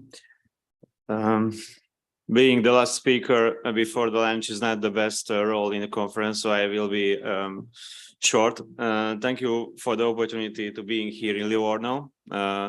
Not only the being of the member of this Hinge project, but also the former member of the 3T, which was very important for Vas County because of this great partnership. Also, the European cooperation has an outstanding importance for us. So we are interested in this type of cooperation, and if we have this protocol, we would like have a deeper cooperation. Also, this topic of sustainable transportation is one of the most important and key topics of the future. So for the county government office of Vas County, one of the most important goals too. So we hope we can continue this cooperation also with Livorno and with Brașov. And thank you for the friendship. Thank you for the host. And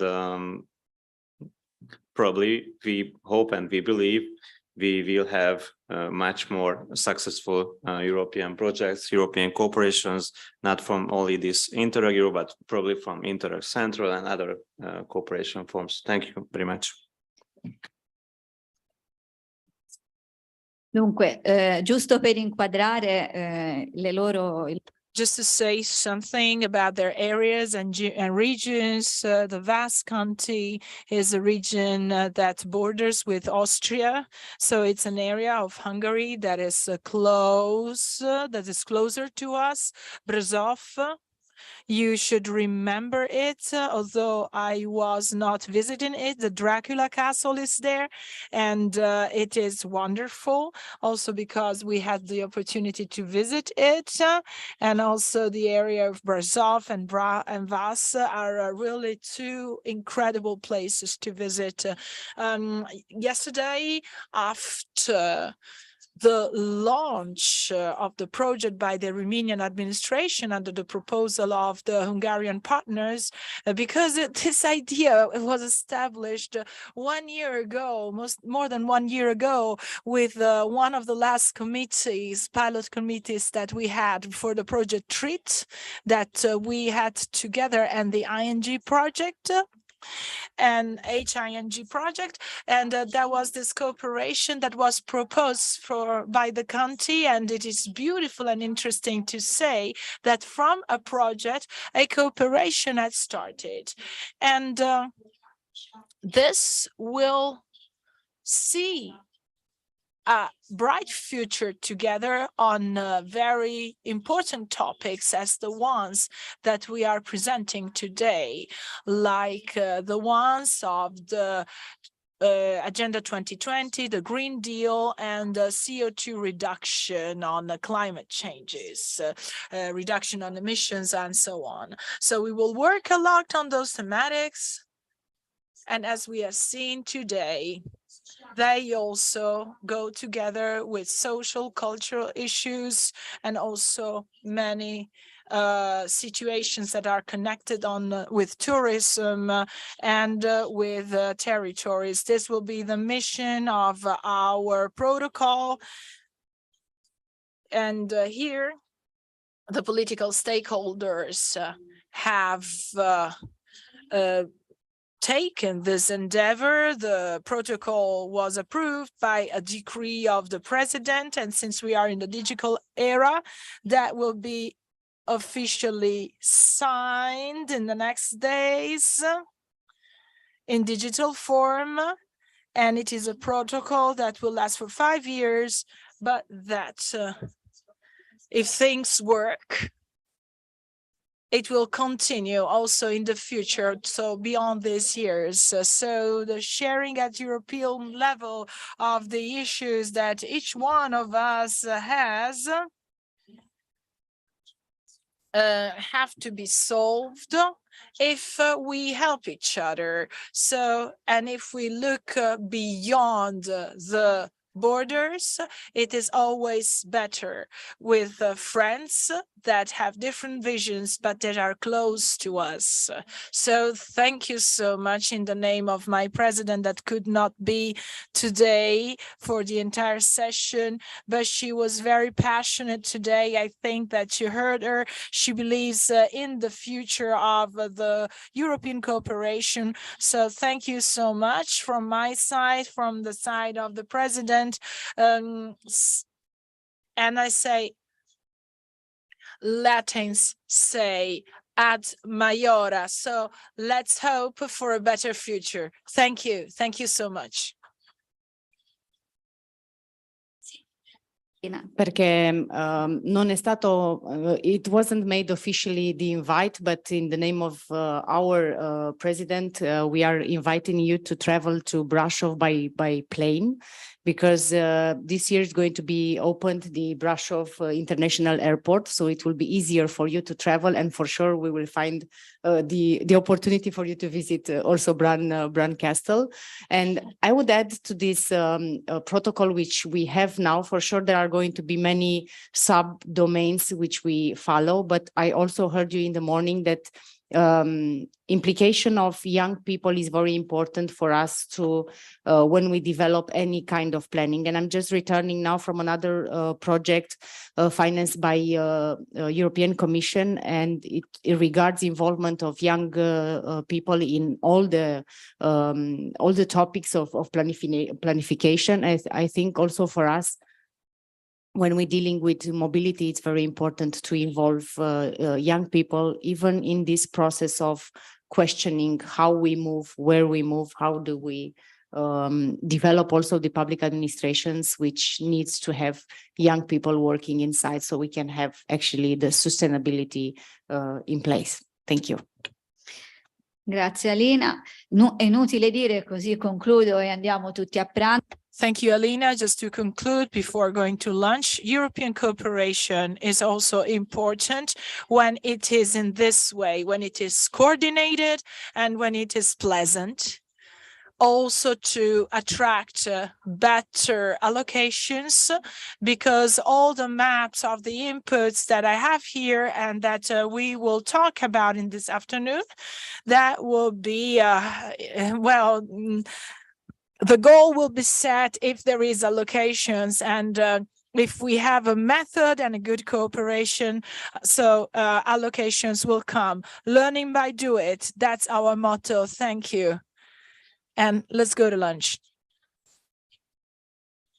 And then I hope for you to be here with us. Then in that case, we will need your support in order to have more ideas and to organize them better in order to translate them in action plans and in our project for the future planning of our strategies on the territory. Thank you so much.